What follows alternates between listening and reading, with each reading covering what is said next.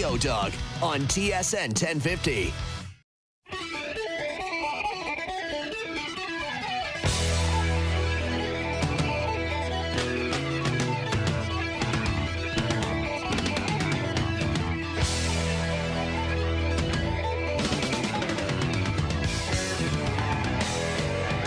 Here we go. OverDrive off and running. TSN 1050 on the TSN app, your home smart speaker, and up on TSN 4. Brian Hazy, O-Dog, Jeff O'Neill, Jamie Noodles McLennan. What's going on? How are we doing this afternoon? Good. Man, there's some confusing stuff around the NHL draft. I don't know how. I know it's a very complex thing, running a draft. But, Dregs was sending out some tweets today that I legit did not even understand. He's like, this team's got 5, 24, 31. They're willing to move to a top 9. And this team's got 14, 20. And I'm like, what the hell is going on here? Analytics. I don't get it. It's really confusing. And then Billy Guerin came out and he goes, every team wants to get better. Yep. You're right, Bill.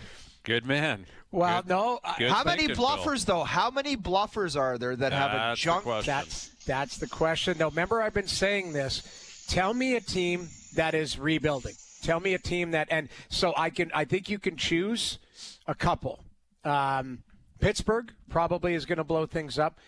Buffalo, I think, again, might be a team that wants to get younger. I don't know. Paterka's 19 years old.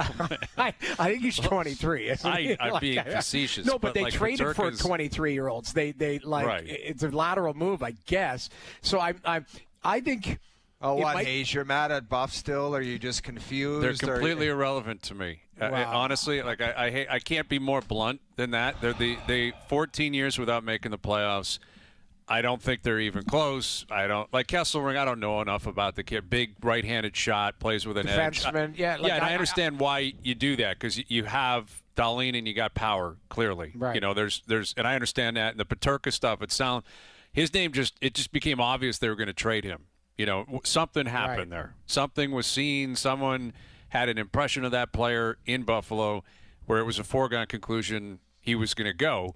But this is I feel for people in Buffalo. When I say that, I'm talking about the Sabres. I'm talking Pagula, I guess Kevin Adams. Fan base. Yeah, I feel for the fans, man, because they're great, great hockey fans, and they've been around forever. And I remember being in that spot with the Leafs. When the Leafs were 6, 7, 8 years into that decade of death and doom. It was awful. It's a horrible existence as a fan. And they're just, I don't know, spinning their wheels. That's kind of how I read it. Peterka's a really good player, and Kesselring and Doan could be good players, but yeah. What is the Buffalo deal with Peterka, Noodles? Did he go to the team and say, I don't want to play here anymore? Why would a team move off? Trying to sniff around on him. People out of Buffalo I talked to trying to sniff around as to, was he going to be a long-term guy? This is what I was told yesterday. He's not a driver. What does that even mean, a long-term guy? A guy who's going to sign an 8-year deal there on an extension after an RFA. That type of stuff. I don't know. But, in digging in a skill set, they're he's a finisher but not a driver. I'm okay, but that's fine. Not everybody's a 1. You can be a 2. You can be a 3 type of thing. I like him. The games I remember him as a very skilled guy. Utah's trying to get better. I don't know what Buffalo's doing, a lot of lateral moves, but that's, the one thing, that's the team I circle and go, okay, is Tage Thompson available? Is Alex Tuck available? That's what I would be looking at if I'm teams that are looking to get over the hump, adding really good player. Tage Thompson's a hell of a player. Same with that Alex Tuck. Yeah. Those are good, big. Really good players. And the history of the Sabres would suggest that they could be available. But and the other thing I'll add, Brian, too, is these guys are now late 20s. So if you're going younger, then does that fit? Do they fit the mold? Does Thompson and Tuck fit the mold of so what you want to do? What is Buffalo going to do? The amazing thing about Buffalo, and again, this is why I preface this by saying I feel awful for their fans, and I'm being genuine in that. I'm not. This isn't me. Well, of course it's awful for the fans. Them. It's 14 years, no playoffs. That's my point. Right. They tanked for McDavid, dude. He's about to sign his 3rd contract. 10th year in the He's league. been in the league for a decade. 12 years ago, they bottomed out. And now we may be in a position where are they going to bottom out again?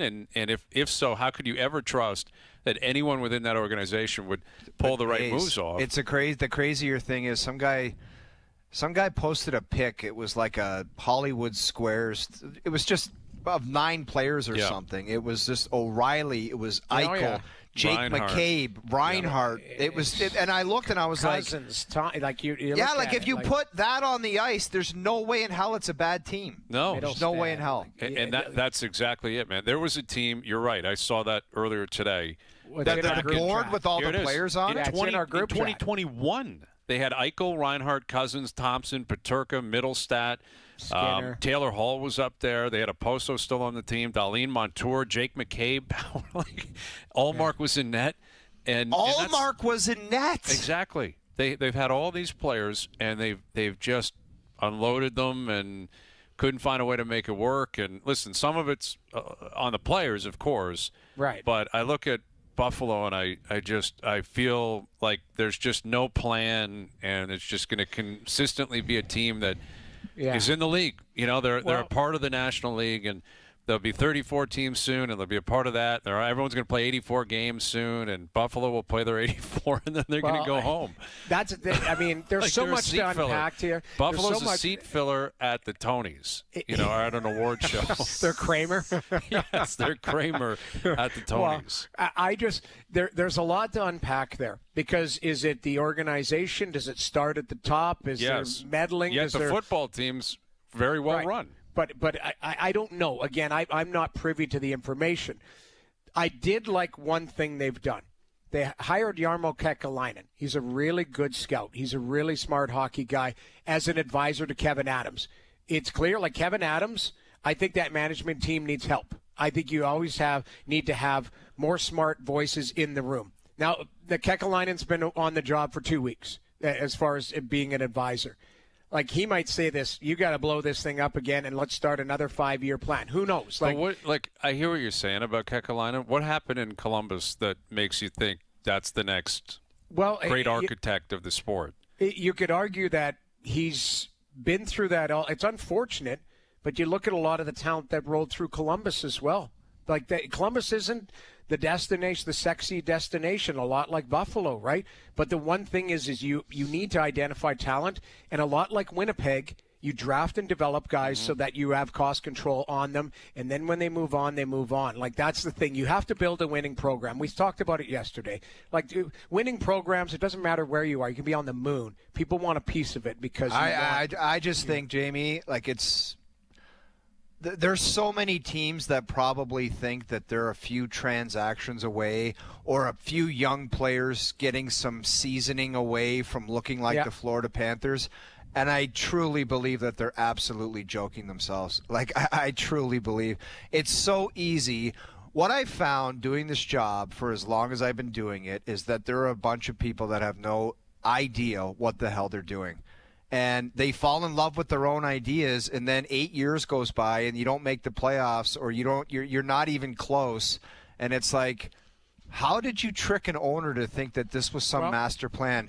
You do have to get fortunate. You do have to, you do have to find a Barkov and you find a Billy Zito that really kind of catches lightning in the Tkachuk trade. And not everybody can win. But I think there are so many organizations that are living in a fantasy world right now to think that their team is remotely close. It's funny, where did Zito come from? Columbus. He was number 2. How come nobody in Columbus recognized what they had there? I don't know. I think you do. Again, it comes back to sometimes the market being it's not as sexy. People leave. Maybe it's all just luck, Jamie. Maybe it's just luck. Like too. You just everything falls into place, and all of a sudden you look like geniuses. And if it doesn't fall into place, you got people like me ranting and raving. Well, I feel bad in essence. Let me ask you this. How long has Kevin Adams been on the job? Has it been 2 or 3 years? 3 years now? Yeah, something like that. I feel like it's longer. But possibly, maybe I'm wrong. Who was it, Botterill before him? I think Botterill's in Seattle now. And then what was the other guy, the guy who was our buddy Tim? Tim Murray was the original guy that was tanking for McDavid that was so angry he got Eichel, which was not a great start to the relationship. But you remember that we saw him outside the draft, like having a dart or something. Oh, somebody said they saw him leaving the lottery, and he just ripped a dart out of his mouth and chucked it. And he was so like kicking garbage cans around, like just furious he didn't get me. Yeah. So here it is. Joe from the Bridge just put it in. And then he was stories. Like, "Welcome, Jack Eichel." Yeah, Jack would love you. Wow. You're going to be a cornerstone. We're coming for you, Buffalo. Did he give the reaction of that Raptor player last night? Yes. Although Colin I Murray want to defend Boyles. him a bit. Yes. I don't know how you guys viewed it. He might have just been like, "Hey, I got drafted." Like, "Hey, I'm like the moment was overwhelmed." I want What to did give he him say the that was so bad? Well, dropped an F-bomb. He was shaking his head. Just an F-bomb. But I agree with you, Noodles. I was embarrassed last night as a Torontonian, born and raised here, lived here my whole life, and I'm well aware of the insecurity issues that we have up here, in particular in the NBA and Major League Baseball. Let me interrupt you, Hayes. Was it that little word that he blurted out? He shook his head. He shook his head and said the F F word. And But he could have been overwhelmed at the moment. Is like I just got drafted. Like, oh my God. Like that's how I may be trying to sugarcoat it, but I almost felt like it's like it's happened. I just got drafted. Like F. I think you can interpret it either way. But right. I agree with you, Noodles. I agree. And listen, there were quotes that came out before the draft of him talking about how great of a fit he'd be here. The players that are here, the history that they've had. There's pictures now circulating of him as a kid in a Raptors T-shirt. Listen, it's a shock. And the Raptors afterwards admitted that a lot of teams call the players beforehand or call the agents to tip them off. The Raptors don't do that. So it did appear to be a complete shock. Now, he knew he was going somewhere in that range. Right. Is it possible he thought, hey, maybe I'm going to go 10th, to Houston, or in that case, like I'll go to Phoenix or something like that? I don't know. Like, he's a Southern guy. He's got a girlfriend, obviously, that was there with him. It's a life kind of altering thing. But I was not surprised because I've seen it before, but like so many people launching into, oh, he hates Canada, trade him because he shook his head and said a word because his world was just turned upside down. And it just like people launching into, you can't have him. He doesn't want to be here. This is Alonzo Mourning 2.0. He hates the weather. He hates taxes. It's like, can everyone just relax a little bit? I got relax. Initially, please. I got that impression. But then after watching it, I'm like, you know what? Like, this is a moment he's probably been dreaming about his whole life. He might have looked at somebody he loved and was like, F, like, this just happened, man. Like, this is, so I don't know. I'm not in his head. I don't want to be pessimistic. I didn't take it as that. I think he had aspirations of going somewhere else, and he was like, It's fair. It's fair. But I don't know. I want to give the kid a break and go, this is a big moment, and sometimes sometimes you get bad news and you laugh out loud. Like people don't react the way it's supposed to be scripted, that type of stuff. I don't know. I watched it 20 times last night going, like, he's like, man, like, yeah. I'm sorry. I'm a professional at reading that situation. Body language professional. Oh, yeah. That looked like a guy that missed a 5-foot putt to shoot 67, and he was like, ugh. Like, I'm sorry. That's what that was, man. That wasn't. I'm so happy. You know right what you now are? to get drafted. You're Kramer, their lip reader. You want to sleep together. It's sweep, you idiot. Yeah, exactly. That's your Kramer. That's what O is. Oh, you bring him. You should be going up to parties and party favors and reading lips across the room. Reading body language. But listen, I get again. It's the insecurities of the market. Like, if you got drafted by the Knicks and did that, no one in New York would be saying this. If you got drafted by the Lakers or the Clippers or the Bulls or the Heat, and he had the exact same reaction, it wouldn't have gone anywhere. It's because it's Toronto, and I understand where they are, Toronto in the pecking order, even though it's a massive market in reality, based on the population, the amount of money here, all that kind of stuff. It's perceived as a small market team in the NBA. It's not clearly the Celtics or the Lakers or the Knicks or whatever. Like, we get that. But whatever his reaction was, fine. Guess what? You just said it. He missed a putt to shoot 67. Guess what? He still shot 68. You're going to the NBA, and you're going to be a Raptor, and the Raptors are an up-and-coming team, And Scotty Barnes is from Florida. He's a Southern guy. You know, like you're going to come up here and connect with people, and I don't know. I'm curious to see what he's got. He clearly, you know, the reports are that he's a bulldog on the court. He fights for everything. He's really high basketball IQ, really good defender. Doesn't shoot that well, which did could you see be a that? concern long term. Did you see that video going around? That's the one that I think needed more attention. He was shooting shots from the corner. That was you at the Y. At Chuck E. Cheese, man. Yes, that was me at the Y. Air balls? Oh. It was. It wasn't good. Oh, there's a video. I think it was on BR Open Sports or whatever. It was on Barstool. Like it was making the rounds, going the Raptors stole one here or something, and this guy was like he hit like 3 out of 20. It was not good. A smooth stroke. Like I think if it was to use golf, he'd be going to the claw putting grip at some point soon. But still, he's an interior guy. He's a guy that's again very very soft hands around the rim. Again, a dogged defender. And I think he's going to be fine in Toronto.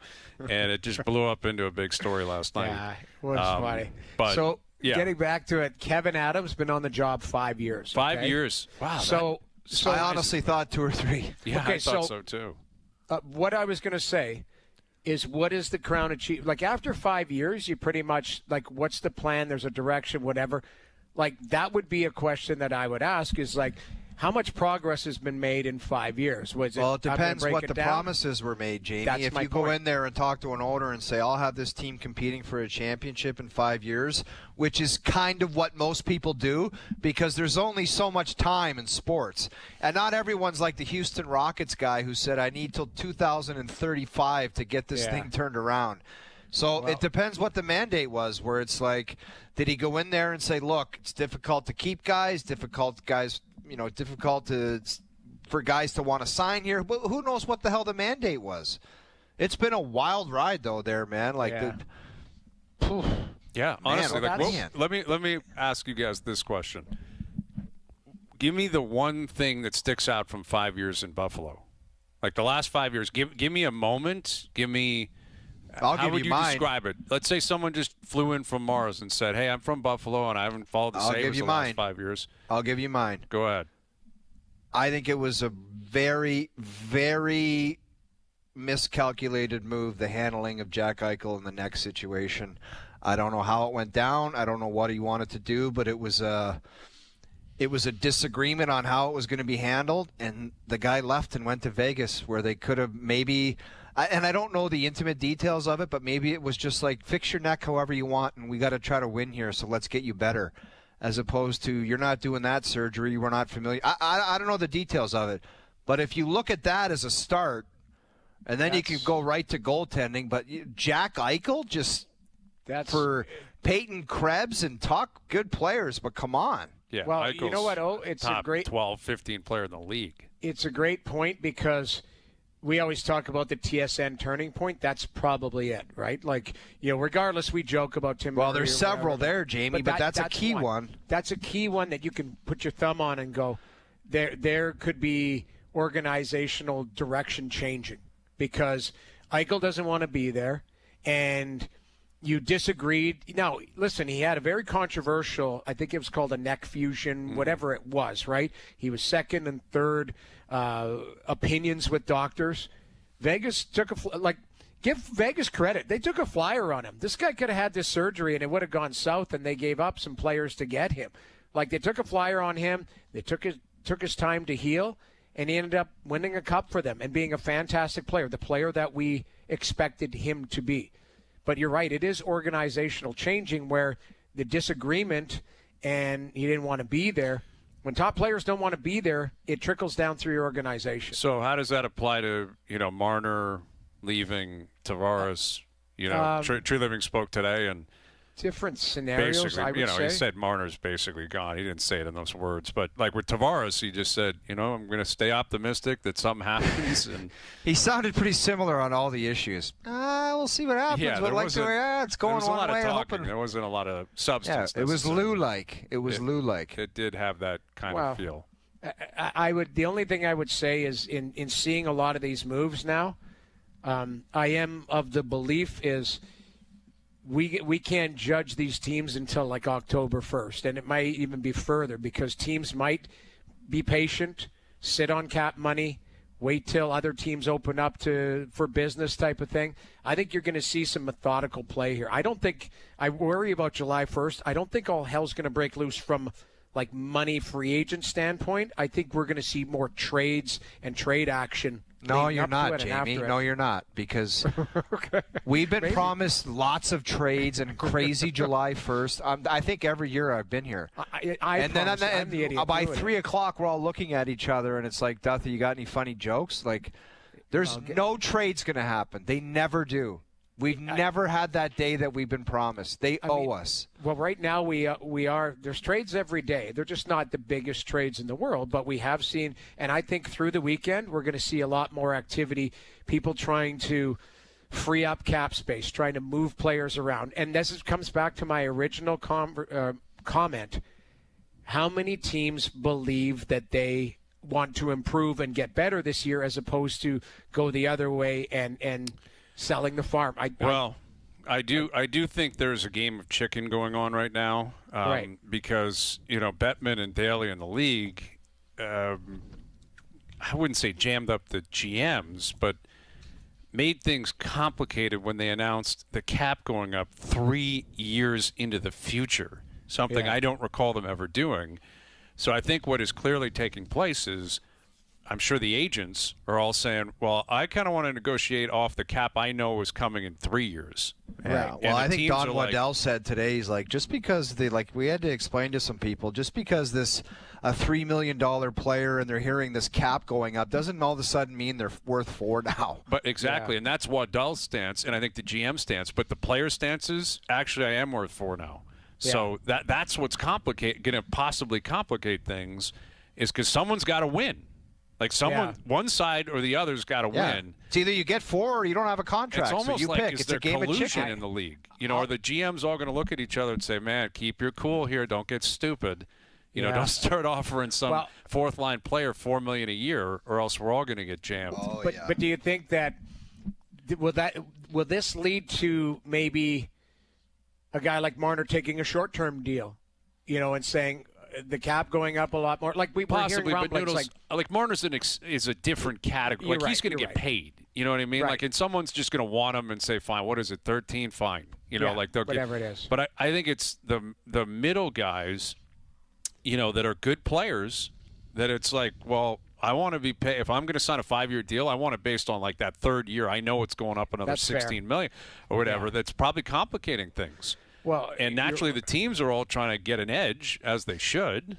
And that's what's happening right now. It's a great point, but the only thing that I feel like is, and we should all understand this as fans, the top players are the ones who have to worry about the cap going up because they make the most money. What it is we call it, replacement level players that, will reset. Sometimes a guy prices himself out of the league and then you're not available. Now you got to reset. Jamie Benn at $1 million at 35 years old, going to have some bonuses, that type of stuff. You reset because you made a bunch of money or you priced yourself out. The top players are always going to get paid. But you're right. If there's a guy who's a $3 million player who thinks he's $5 because the cap's going to be up $16 million 3 years from now, that's going to throw the whole system out of whack. The managers have to be a lot smarter than that, though, and go, I'm sorry, you're a player that's a third-line guy. 3 years from now, I'll get a guy and pay him $3 million still to play your position. And I think that's why the Tavares scenario is complicated. Like, Nyes is different because, he's a young player and you think he's going to keep growing. Yet he's an RFA, so doesn't have a lot of leverage or power. And again, he's had a very good couple of years, not superstar, not all-star, and he's got to play with two great players. So it is complicated, but not as much as Tavares, where I would presume John's coming to them in his rep saying, well, I'm a second-line center who scored 38, and it sounds like Tree Living could be saying, well, I actually see you as a third-line center who will not be doing that in the future. So if you want second-line money and we want to pay you third-line money, how does this work? Right. How's this gonna work? And someone's gonna have to blink. So between now and next Tuesday. Third line money, Hayes, but he'll still be on that top power play unit. Like, he won't miss a beat. Trust me on that one. And he probably should, though. Yeah, like, you're Marner's right. not You're right. leaving, you know, I like agree. he probably should be on So there. then as a player, you're like, why the hell would I ever agree to third line money if I'm a first unit power play guy that might rip home 30? But it comes back to what Brian and I were debating yesterday. Does he want to stay here in Toronto? Mm-hmm. Because if he does, he's got to find a common balance. Because I've got a few teams like, I know we got to go, but what would Montreal pay for him to be a second line center there? Tavares? Find out. You're stupid if he probably knows what they would. But Yep. my point is if, like, it depends on, does he want to stay where he knows he's got a good team and good situation, or does he want to take a chance on a team that is up and coming and to be a mentor and to get valuable minutes? And that is a playoff team, we believe, and trying to get better. Mm-hmm. You know, and they will pay him a lot more, probably. Yeah, I would say. I would think they'd give him maybe $6 million, $7 million, like that. Exactly. That is possible. You know, Right. They're not going to pay him Suzuki money or anything like No, that. but you're right. And listen, I can tell you from just speaking with people in Montreal, this doesn't mean the team is looking at him, but the market is talking about Tavares. That's all I'm saying. They are. I'm not speaking for Montreal. They are talking about, like, well, what if Tavares hits July 1? So it's out there in Montreal. Like, Right. the idea that might be a move that I think the fan base would like. Yeah. All right, James Duthie coming up. Maybe he's got a joke for us today. Right, we'll see if he's got his A stuff ready for us today. Chris Pronger coming up. We got Eric Hosmer. Some fireworks in the Blue Jay game today. Jays won big today. They lost in extra innings last night. But Vladdy left the game, was hit last night and got hit again today. That left would piss the game. me off. Yeah, he was rattled, as he was. And then Gosman, I love this old school stuff. He stepped right in, said, give me Ramirez, give me your best player. And he absolutely destroyed him with a 95-mile-an-hour fastball. And Ramirez knew it was coming. And everyone in the building knew it was coming. And that's kind of old school, unwritten code. It is stuff. one of the weird things about that occupation. You're going up to do your job, and you're like, this guy's going to throw a 100-mile-an-hour baseball at my head, probably. Yes. Well, and Ramirez probably looked at his guy and said, the second Vladdy got hit again today, he's like, and then he left the game. Ramirez is like, I know what's coming. The ninth hitter's not getting hit. I'm going to take one. And, like, Gosman he just, look at him, he can barely breathe. He's like, and the benches kind of were warned, and it looked like it was going to get carried away. And anyway, Jays with a win today. So they get a split. Now they got Boston this weekend. They got the Yankees next week. So we need an update on Vladdy. Again, he went for x-rays. They came back negative, but we'll see what comes of that. Duthie coming up, Prong's coming up. OverDrive continues. TSN 1050 and on TSN 4.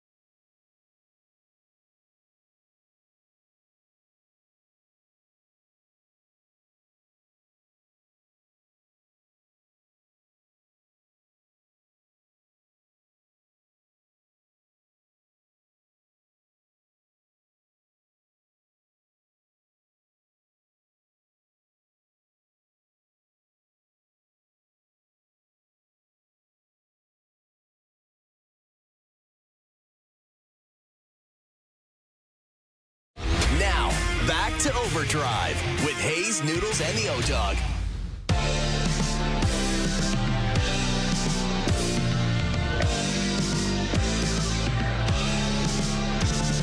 All right, Overdrive continues, powered by FanDuel, bringing you everything from the opening line to the final score. Chris Pronger in about a half an hour. Jack Armstrong coming up. Maybe get a look at the Bills camp with Jack. Bills camp right around the corner. Get his take on the draft last night, what the Raptors did with the 9th pick, what else they could do leading up to free agency. So it'll be good to catch up with him. And speaking of free agency, free agent frenzy taking place on Tuesday beginning at 11 a.m. throughout all of the TSN platforms, and the man that will be running the program, running the show, joins us now. Here's James Duthie. How you doing, JD? I'm good, boys. Excellent. Well, are you excited for tomorrow as well? You and Brendan Gallagher taking on the O-Dog and Nazem Kadri, the Navigator Cup. How are we feeling about things? Very excited. I mean, this is, I think, my last appearance on the Overdrive program this year, and I think what happens tomorrow at Copetown Woods may decide if it's my last appearance ever, if I'll be banned from the program by one of your co-hosts because he doesn't like what happens out there. So we'll see. What is the format? Like, I want to know the format. Like, let's just play golf like grown men, straight match. Us No, versus- you're what are you from the talking Blacks. about? You're from the Blacks, and on every hole I tee off from the 100 yards away. Wow. Yeah, there's a handicapping process. I mean, come on, you do the same thing. You're like, we'll just play straight up. Three elite athletes out there, and also O, and so I think it'll be handicapped appropriately. No, I think it's a scramble O, 2-man scramble.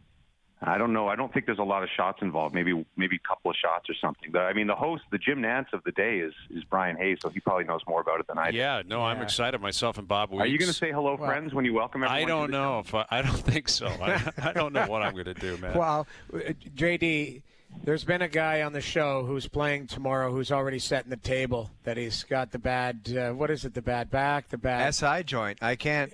Mike Cairo said, don't even think about hitting golf balls. I said to Hayes might be hitting shots. Like Tiger O'Neill. I would make fun of you, but I when we used to do these, the one O and I did against Dubas and Jerry D that was famous, that we carried on for a couple of years afterwards. I don't think O would play with me again, so I had different partners. But I had that going on, and it was embarrassing. You can't hit the ball. The thing, and I felt like I was 90 years old. So I feel for you, buddy. Take lots of Advil. I'm not trying to douse the rivalry, because the rivalry is intense. And if I can promote something, I don't think it's out there yet, but somewhere, I believe on the weekend, a documentary is going up on YouTube, and I think we'll show a portion of it on the Free Agent Frenzy, which really goes deep into the history of how our friendship deteriorated into a rivalry and really gets to the roots of what went wrong. And I think it'll be a fascinating view for everyone who's... this match that will be played tomorrow will be shown on TSN on Canada Day. Do you guys have any idea what they have? They're shooting this like a PGA Tour event. Oh, yeah, dude. There are Dome trucks. Dome is the production company that does our hockey games and our sporting events.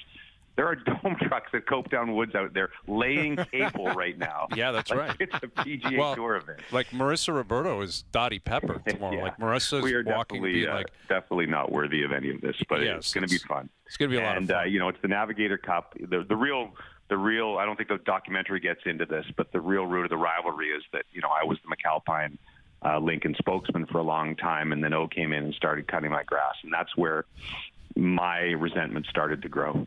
Okay. Well, we look forward to that again up on TSN's YouTube channel. All of this kind of stuff can be found throughout TSN throughout the weekend into Canada Day.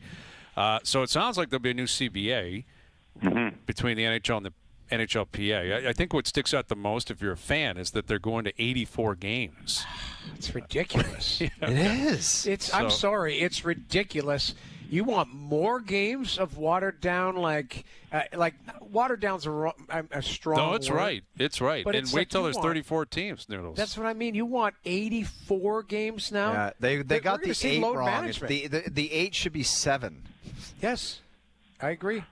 Well, LeBrun, put out a tweet last week, and he's been on this for a long time, and you may have had him on, which I think is probably his most liked tweet ever, and I could not have agreed with him more on every every aspect of it about how the season, if anything, should be shorter. But if it's 82 games, it should start in mid-September after 3 or 4 exhibition games, and the cup should be handed out, with a number with May in front of it. But it's never going to happen. And I guarantee you, under this new CBA, it won't happen. In fact, the cup will probably go later because, and this is partly our fault as fans. We want best on best hockey, and they're committed now to going to the Olympics and having the World Cup every second year. And so that is a 2.5 week window or whatever, a 3 week window they need in the middle of the season, which extends the season. So we, I don't say our lifetime, but I would say certainly in my career time, we'll never see a time when the cup's handed out. The cup's going to be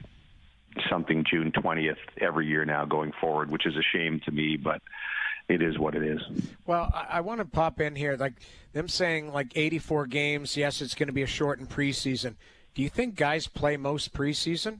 Most veterans play 2 games. Right. They're still going to play 2 games in the preseason. Now you got to add 2 more onto the body. Man. And then you look at teams like, I'll give Florida Panthers. They play 82 games. They play 20 whatever in the playoffs. And then you got guys at the Four Nations face-up. This year it's the Olympics. They're going to add games in. And then they're going to expect to play. It's just too much. At some point, it's the top players are going to get – they're going to suffer most. Well, Jamie, why didn't the players say, don't even think about asking us to play 2 more games? I don't understand. We're all really happy that they're going to be a new CBA because the 2 most miserable years of my career were the lockout years, in particular 04, 05, which was just, we were on there every single day with the insiders talking about nothing but money and caps and percentages, and I wanted to stick a pen in my eye every single day. And the half-season one was almost as bad. And so I think, I'll stand up and applaud the fact that they're going to get this done and we're not going to have any sort of turbulence.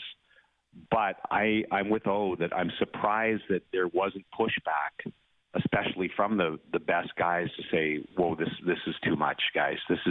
It's too much to add 2 games, to play best on best that often, even though I know the players want that, to hand out the cup at the end of June. So it's essentially just, 2 months off for the teams that go deep. So that would be my one surprise, is that the top end players in the league didn't push back on that a little bit. But I guess it's all revenue generated, and the percentage of the revenue that the players get. So that's probably why they didn't. Well, exactly. That's what it comes down to. It's a gate driven league, and this is more money.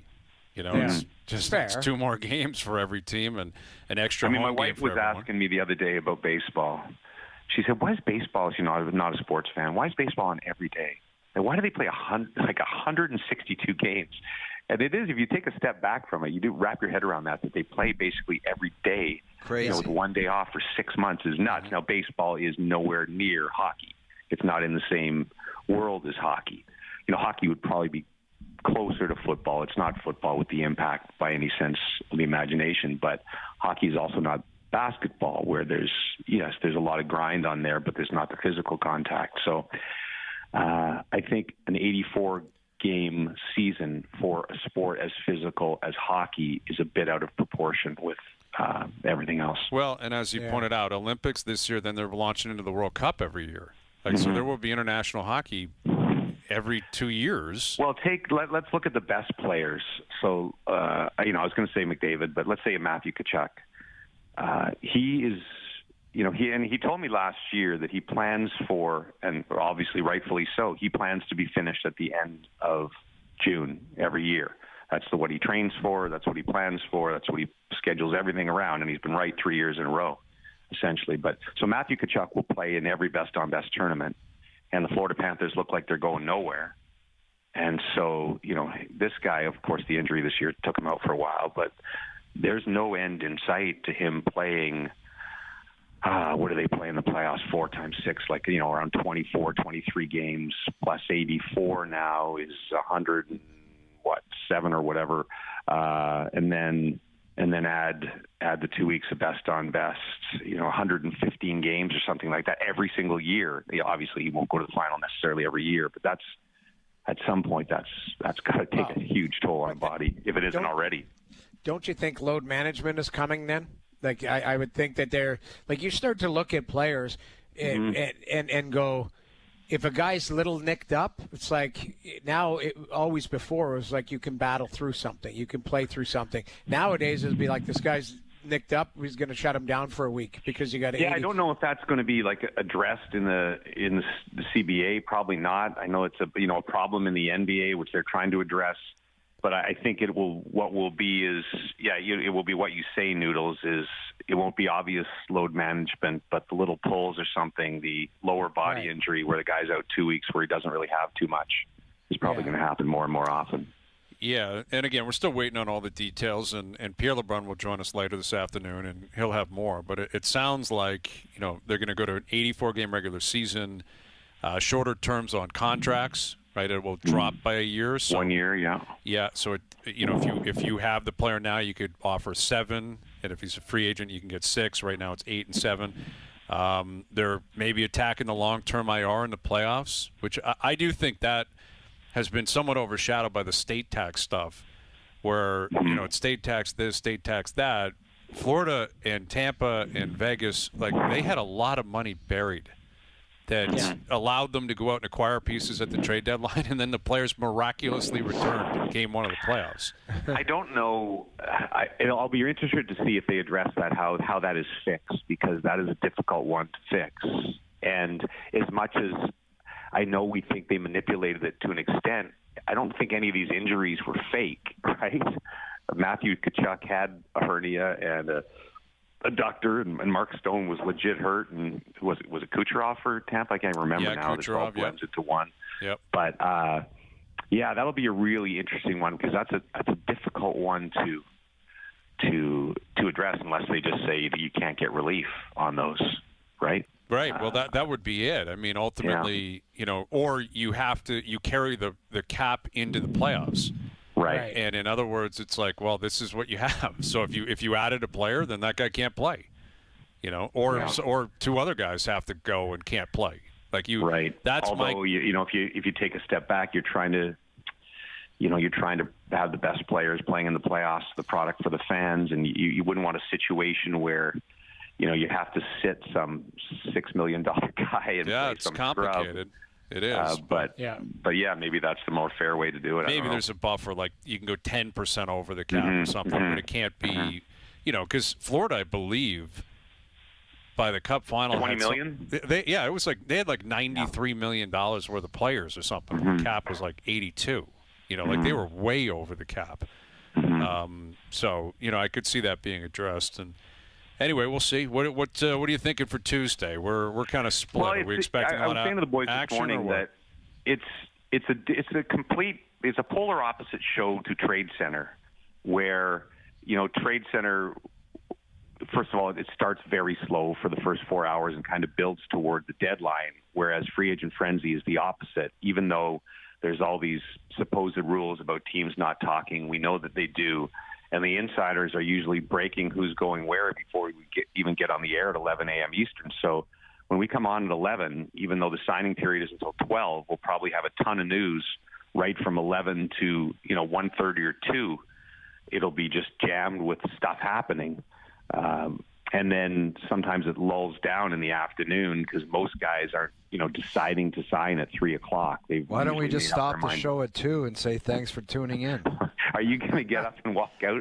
Dude, you have no idea my exit strategy. Like, as soon as it starts getting into crappy trades, I'm out. Like, I'll this time's for real. I'll shake your hand, and my ass is walking out of that building. No, you have to stay, and there's a reason you have to stay that I can't say on air right now. Yeah, I know what it is, too. And you know what it is, and we're sworn to secrecy right now, but and I'm not trying to give people a lame tease where we're going to do some skit at 5 o'clock, but everyone who's watched TSN for a long time needs to watch our show just before 5 o'clock on Canada Day is all I'm going to say right now. And I mean that sincerely. Yeah. No goofy song and dance routines with the boys. All right. I love it. Well, watch between 11 a.m. and 5 p.m. We're all going to be there. We're all excited. Watch the whole show. Stay with us till the end. But if need be, come right before 5 o'clock. Absolutely. All right, JD, bring your A game tomorrow, buddy. Get healthy. Like I said, I know that our relationship is severed now, if not broken, and it probably will carry forward onto the golf course tomorrow. Is it a 9-hole As a match? competitor, 9-hole. I wish you the best. I want you healthy out there. I want I don't want anything tarnished by, going down after 3 holes. I know that, Leaf Nation is going to be cheering for you and Kadri. They all love O. They all love Kadri. Brendan Gallagher is the enemy from Montreal. I'm the enemy within. So we're underdogs, but we like that, and I want you healthy because I want it to be legit. All right. Well put. I like that. Sounded very sincere, too. I hope you reciprocate. The Navigator At the end Cup, of the day, second most prestigious trophy in sport. Yes. At the end of the day, me with a quarter of a back, and I'm not trying to sound like a jerk, is better than Duthie. This is actually true. All right. True. Well, in that case, we'll see what comes of it tomorrow. We'll see you then. Thank you, James. I wish I could have a comeback, but he's not wrong. See you, JD. See you, boys. James Duthie. I believe Bobby Weeks will be playing the role of Jimmy Nance. Analyst? Wow. I'm going Johnny Miller, man. I'm going to be very honest, at times harsh. Yeah. But also at times very complimentary. So I'm looking forward to it greatly tomorrow. We're going to be out there at Copetown Woods. We look forward to that. Are you allowed to make a noise? Like not a noise, but like if somebody duffs one, do you go, ooh? Oh, yeah. Do you go I into that? intend on apps, all the bells and whistles. You go right to town if you see somebody like skank one or Yeah. I fully intend on that. So that'll be the plan for tomorrow. Chris Pronger coming up. OverDrive continues. TSN 1050 and on the TSN app.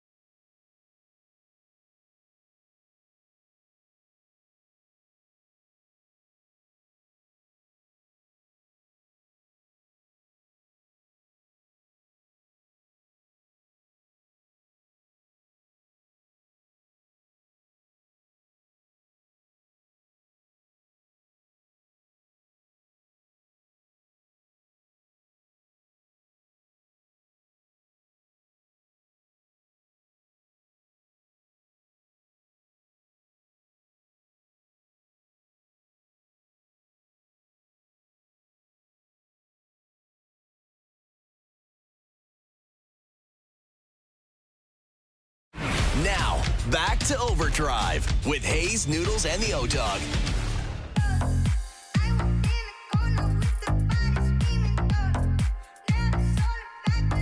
All right, Chris Pronger, Jack Armstrong coming up. Jays with a win today.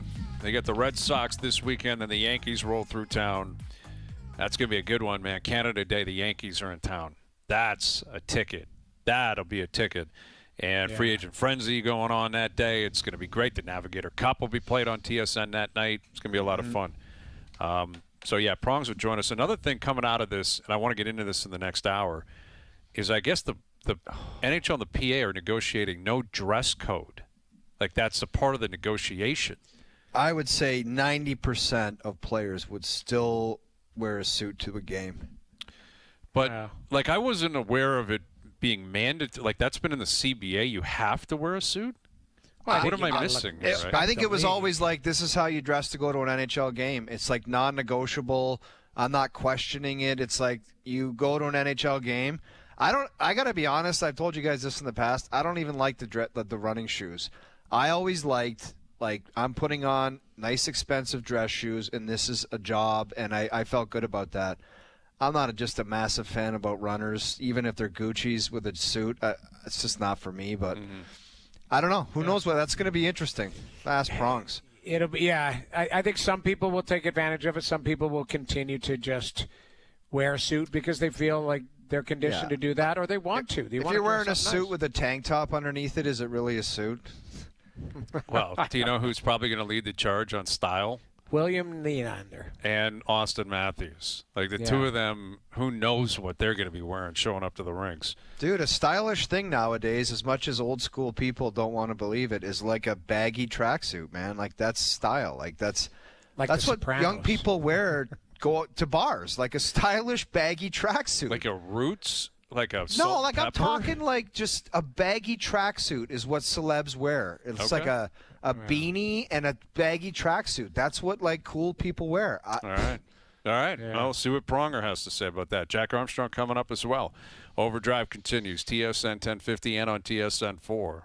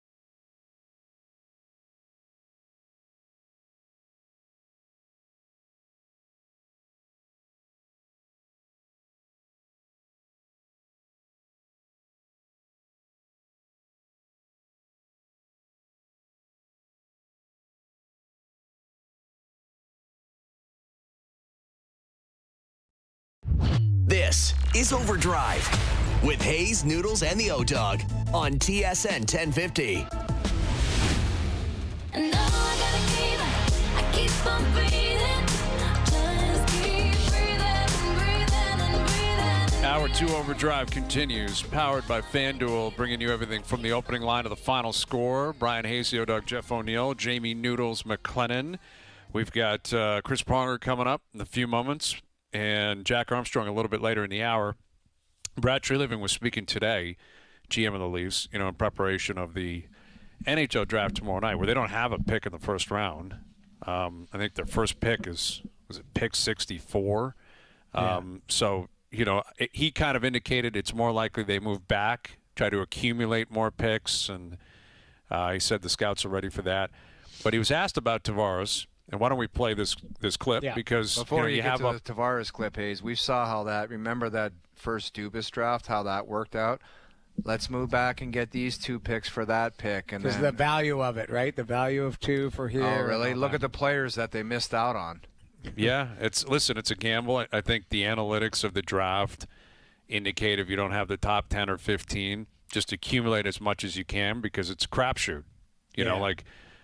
How do you know the 48th player is going to turn into a Hall of Famer? You don't. Right. How do you know Kucherov is going to do that? All I know is the Smurfs came over to talk to us. Not one of them turned into a Hall of Fame. Not one of them's in the AHL alone. Well, and that's a reality. The Dubas era came and went, and yes, Easton Cowan is here, and he hasn't played a game in the NHL, so we don't know what he's going to look like or what he's going to become. And Ben Danford, we'll see what he becomes. But the reality is, a lot of the guys they picked are never going to play in the league, and they didn't hit. They didn't hit on a lot. Now they're not alone. Yeah. It's difficult to hit, but there has to be an urgency to do that in the Treliving era. It should be every era, but you got to make sure you got kids coming, man. You got to have prospects. And here's what Treliving had to say on the latest between himself, the Leafs, and John Tavares and his camp. We've had lots of communication. I would say you're always a little bit hesitant to frame it. I'm trying to give as much information as can. But it's been positive, right? As I think we said at the end of the year, you've got a player who we both expressed a shared outcome, which is John wants to stay and we want to keep John. And like any contract, there's usually just 2 little stumbling blocks, term and money. Once you get by those, usually things flow pretty quick. So we're moving, hopefully in a direction to bring it to closure. My hope is until proven otherwise that we'll have a good outcome there. So, listen, he's putting his cards on the table. I have not heard him say, we want John back. I know John has said he wants to be back. I think that was a roundabout way of saying, something could get done here, but this could turn quickly and he could be gone. I took it. That's the first time they've openly admitted, to me that was cryptic. Like we got something done here, and it's just a matter of sorting it out. I that's what I took out of it. I kind of see it that way too. I'm sure they're still crossing some T's and dotting some I's, and there's still maybe a little bit of gap between the money and the term, but that tone would suggest it's reasonable to say that they're within a ballpark of each other, and.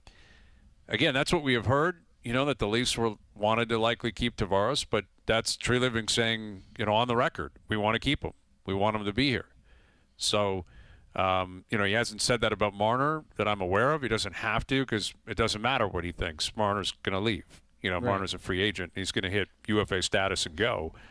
But, yeah, that would suggest to me the fact that, John is going to likely return and Matthews will return and Nylander will return. It's not going to be that different, guys. I guess that's what I'm getting to. Yes, Marner's not going to be here, and that's big. And Marner's been a huge part of this market for a decade.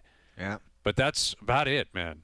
There'll be a couple of changes, and there might be a new player or 2 in, but it's not going to be that different here in Toronto. Well, I hope they just use that money wisely. That's it.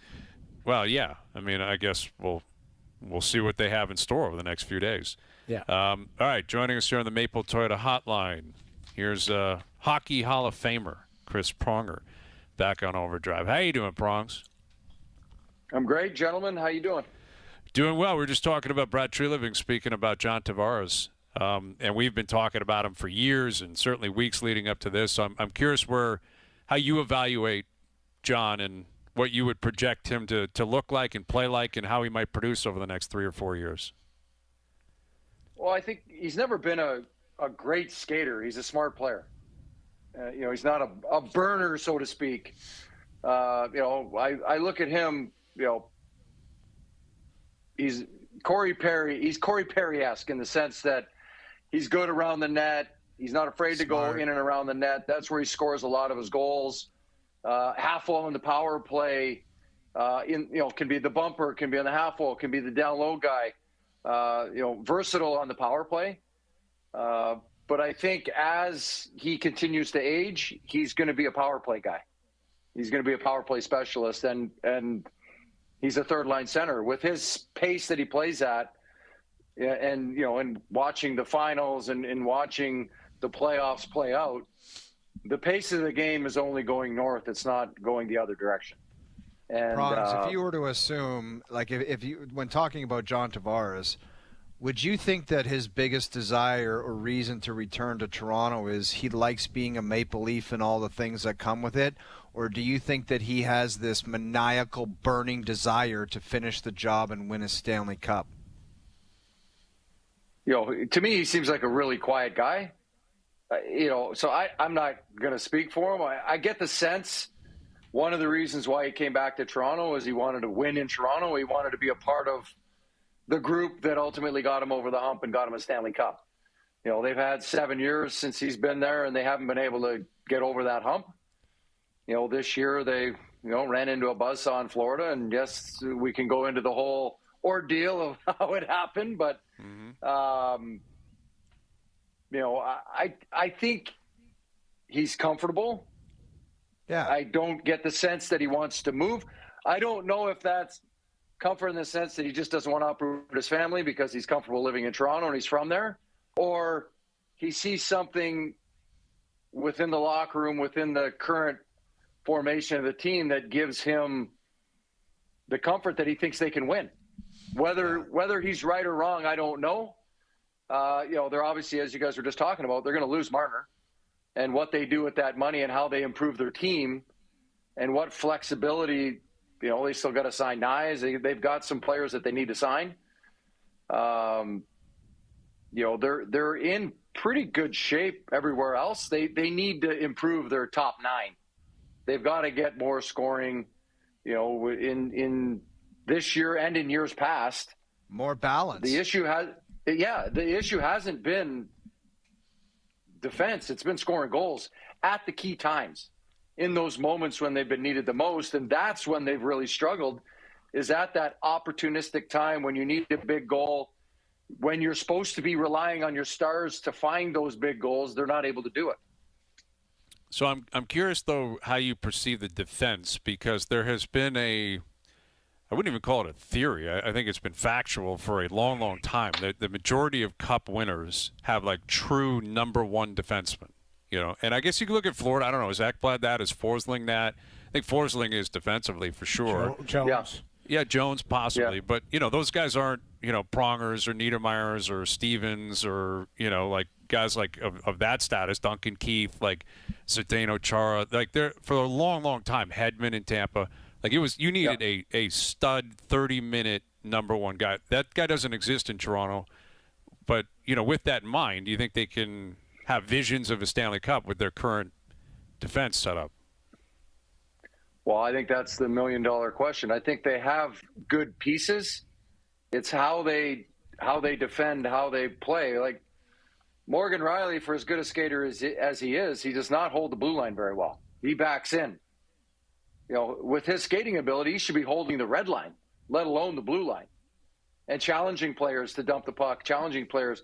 And whether that's a system, whether that's his just inability to do it, I don't know. But I look at just their current makeup. They're pretty big on the right side with Tanev, Carlo.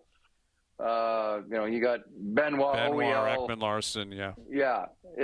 So you got some size, you got some mobility, decent puck movers. They're not great puck movers in Tanev and Carlo, but they're serviceable.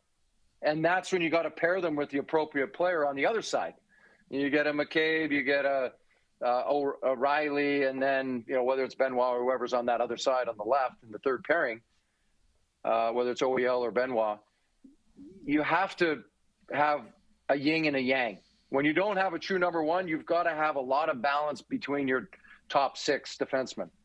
And I think they can have that. I just don't think they've been able to put it all together. And as we talk about what Toronto did against Florida, there were moments where they played really, really well. And then there were other times where they were putrid and just not good at all. And you just wonder how there's such a wide gap and a big delta between when they're good and when they're not. And I think that's the biggest thing that they have to put their finger on is why is there such a big gap between how good they play and how bad they play? So, Prongs, if this team isn't going to look a lot different, if they end up bringing Tavares back, you mentioned the Mitch Marner hole. Is it better served to take that, we'll call it $12 million, whatever it is, $11 million, and sprinkle it out a little bit more depth up front? One or two guys that can score, or do you go chasing a guy like a Marchand or a Bennett that could be a difference maker if they're available? Again, this is wishful thinking, but do you go chasing those guys, or do you look for three guys that could create a little bit more balance farther down in your lineup? Well, I think that's the $64 million question. What are they going to do with that money, and how do they spend it? But I think, to your point earlier, they have to spend it wisely. They've been up against the cap for so many years. They haven't had any flexibility.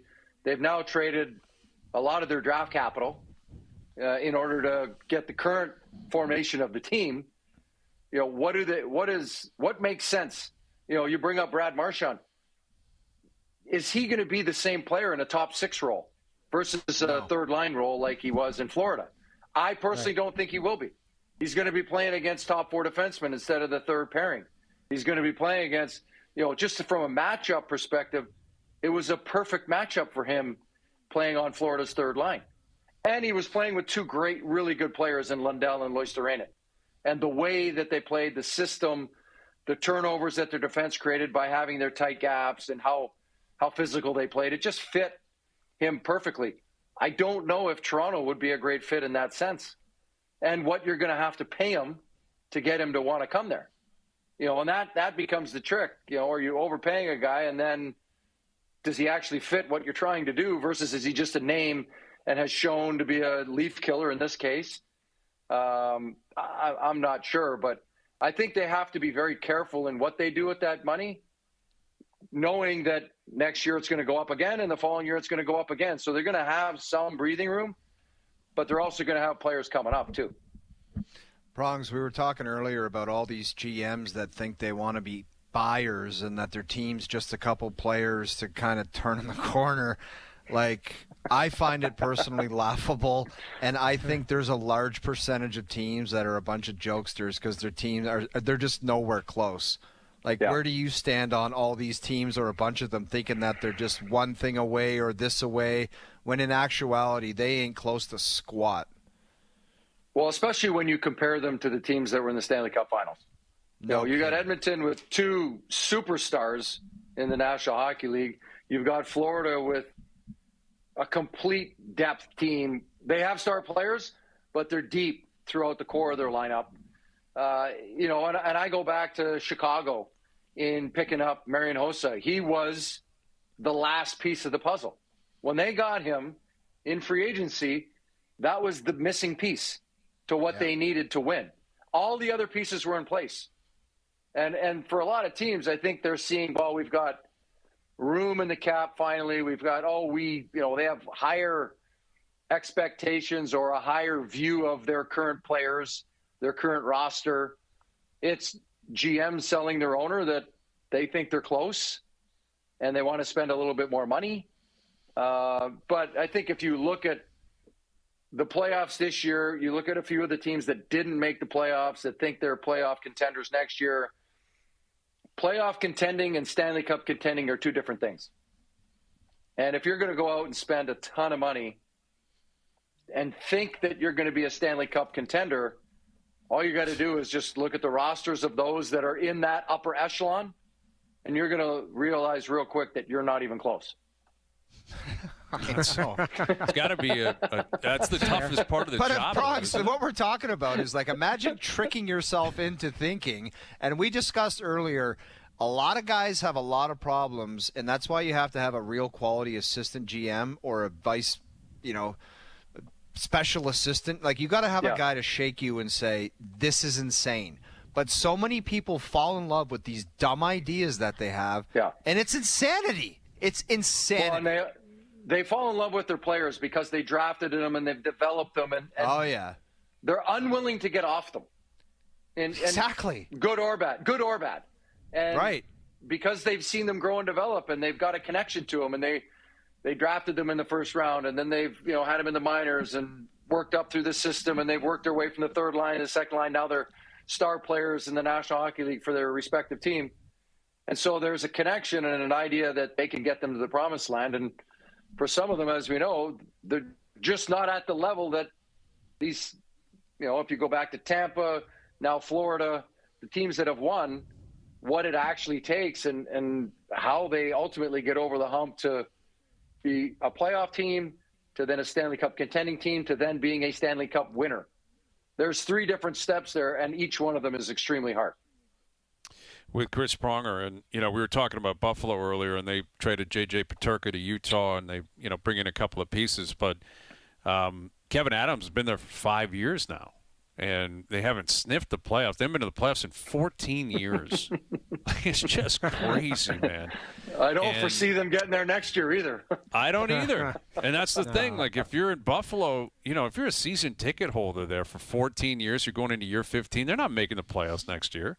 Yeah. What do you imagine selling? If you moved to Buffalo 14 years ago, like just in town, and you bought season tickets, and you called one of your friends, and you're like, how's that new team you've been supporting? And you've been like, well, I've been supporting them for 14 years, and they've never gone to the postseason. That would never be come close. So yes. By the way, the sad it. thing is, the last time they were in the playoffs, I was playing and we beat them.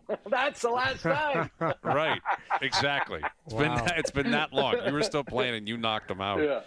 But that's an example, man. There's like Detroit's not far off, man. Let's call it as we. I mean, the reality is Detroit hasn't been in the playoffs in a long time either. Yeah. And I don't know what they're doing. Like, I don't know where they're going. I don't see how they're going to be better. Unless they make like game-changing moves. Yeah. I mean, that's the truth. Or there's somebody within their system makes a miraculous development and all of a sudden becomes a all-star. Right. Which should start with that defenseman, that players? Sider. If Sider turns into some kind of guy that logs 30 minutes and is ever since he won Rookie of the Year, you're like, what is this guy now? He's not a game changer out there. That's exactly it. I would argue, he's kind of plateaued. He came out great. We were high on him when I worked in Florida. We wanted to draft him. And he obviously went much earlier than we were picking. But, I really liked him. I watching him play as a 18-year-old, I really liked his upside. And then you see him come into the league and how he played. You're like, wow, he's he could be this guy up here playing 30 minutes a night, physical, game changer on that department. Good puck mover, but however they've managed their younger players there, they just haven't. They've gotten a little stale. They just haven't taken that next step in the development curve and maturation process. And whether it's the losing, it is not easy to continually lose over and over in the league, and it can be very frustrating. That's with a guy like Sider, I've always felt, maybe I'm wrong in this assessment, he was a bit overrated offensively and underrated defensively. I don't think he's really super efficient moving the puck. I don't think he's a quarterback on the power play. They have him there. That's the thing. He's a shooter. He's a shooter, and he's an A to B. He's an A to B. He's not a facilitator in exactly like an Eric Carlson where he's creating. He doesn't walk the line, doesn't, create deception, all of that type of stuff. Yes, those are special players that do that. But, to your point, Prongs, early on, it looked like he had the upside to do that. And I think in the league has sorted him out going, you're right, he's an A to B guy. I think he's pretty good physically down low. I think he uses his body well. He's got a little bite to him. Like I do think he defensively is pretty strong when he wants to be. Yeah. But offensively, I think we look at this guy and go, isn't he supposed to be a 60-point guy? And you're like, that's not a 60-point defenseman for what he's doing. So how does he change that? Does he need a better partner to play with, or does he just be a really good kind of number two guy? Jamie, they need him to be better. But they need a centerman better than Larkin, because Larkin, as good as he is, he's not a number one centerman in the National Hockey League. And they need a guy in between the pipes that can stop a puck, because that's been a laughable scenario for 5 years min. I like Larkin. I think he's a 1, but I agree. I don't think they have a number 1 goaltender. They got the Kosa kid coming. That's maybe has a chance. But it just, I think at the end of the day, I guess my question is as a defenseman, how do you can't teach that type of top-end skill at the NHL level to walk the line. Like Morgan Riley is a guy who gets points, right? Yeah. But he's not a guy who walks the line and creates deception in that. He's a very, he's a good skater. He does things really well, but there's things he doesn't have that elite offensive, vision. But how many do? You look at Quinn Hughes, you got Makar, you got Werenski. I mean, the list starts dropping off after that. Right, yeah. That are in that elite level. Yeah. Bouchard walking the line. But even him walking the line, he's not walking the line like those guys. He's walking the line knowing he's going to give it to McDavid or Draisaitl. Right. That's why he's walking the line. Yeah. He's giving it back to one of those two. And then he kind of turns and he's able to open up and create from that. You talk about developing defensemen, like you talk about Buffalo. What are they doing with Owen Power? First overall, gave a big ticket, and who are you going to play him with? Is Kesselring going to be the answer? Is that who they're going to pair him with? Probably. What about his own play? Like his own play better shoot up the. Well, no, that's what I'm saying. But who's helping him? How do you get to him in the sense that like his compete level is this big? Like he does not push back defensively. Yeah. He doesn't use his frame.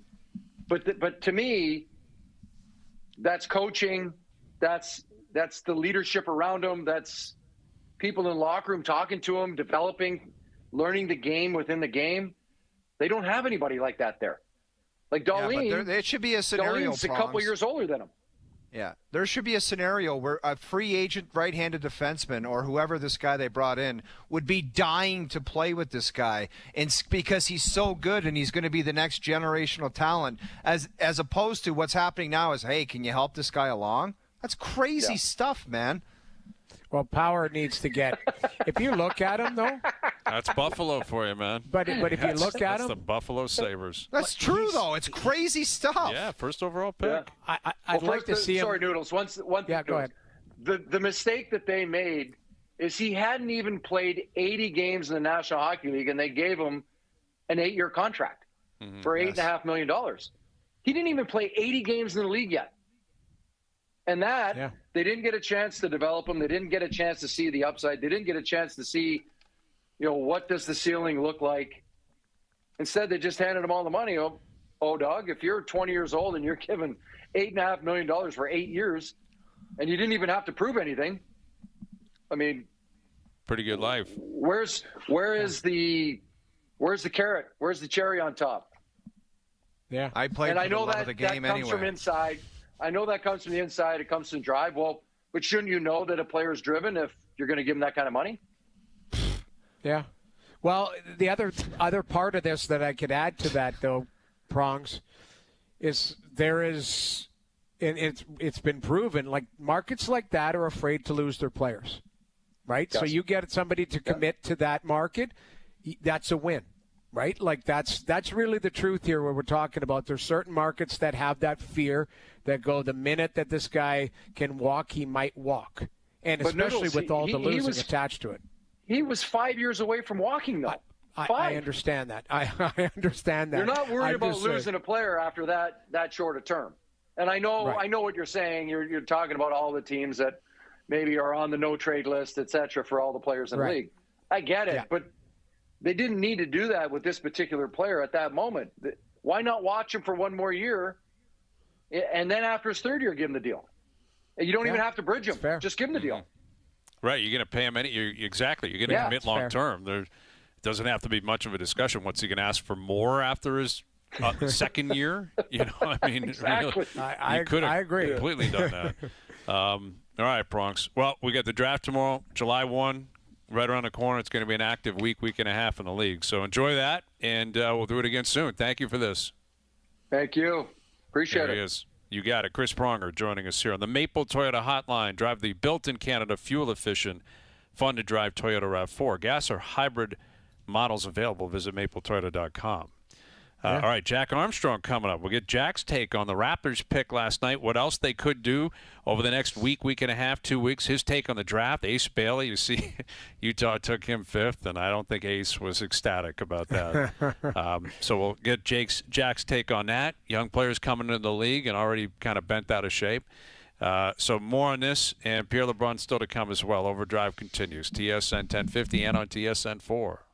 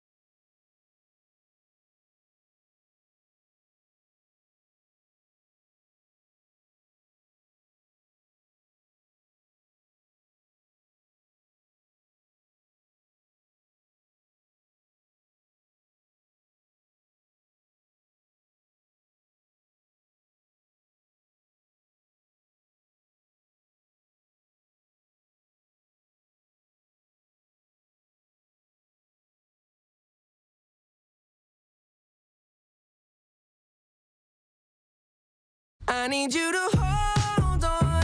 Heaven is a place not too far away. All right, we'll get to our best bets later this afternoon. The Jays were in action this afternoon, and they won 6-0. Vladdy took another ball off the forearm. He left the game. X-rays came back negative, but all hell was breaking loose between these two teams. And two-game series, both teams get a win. Jays now facing Boston tomorrow night, and the Yankees will be in town early next week. So it's going to be a fun week and a half for the Jays. It's been a fun week and a half in the NBA. Lots of action. The NBA draft last night taking place, and second round continuing tonight. And then we got free agency right around the corner, and we expect the Raptors to be active.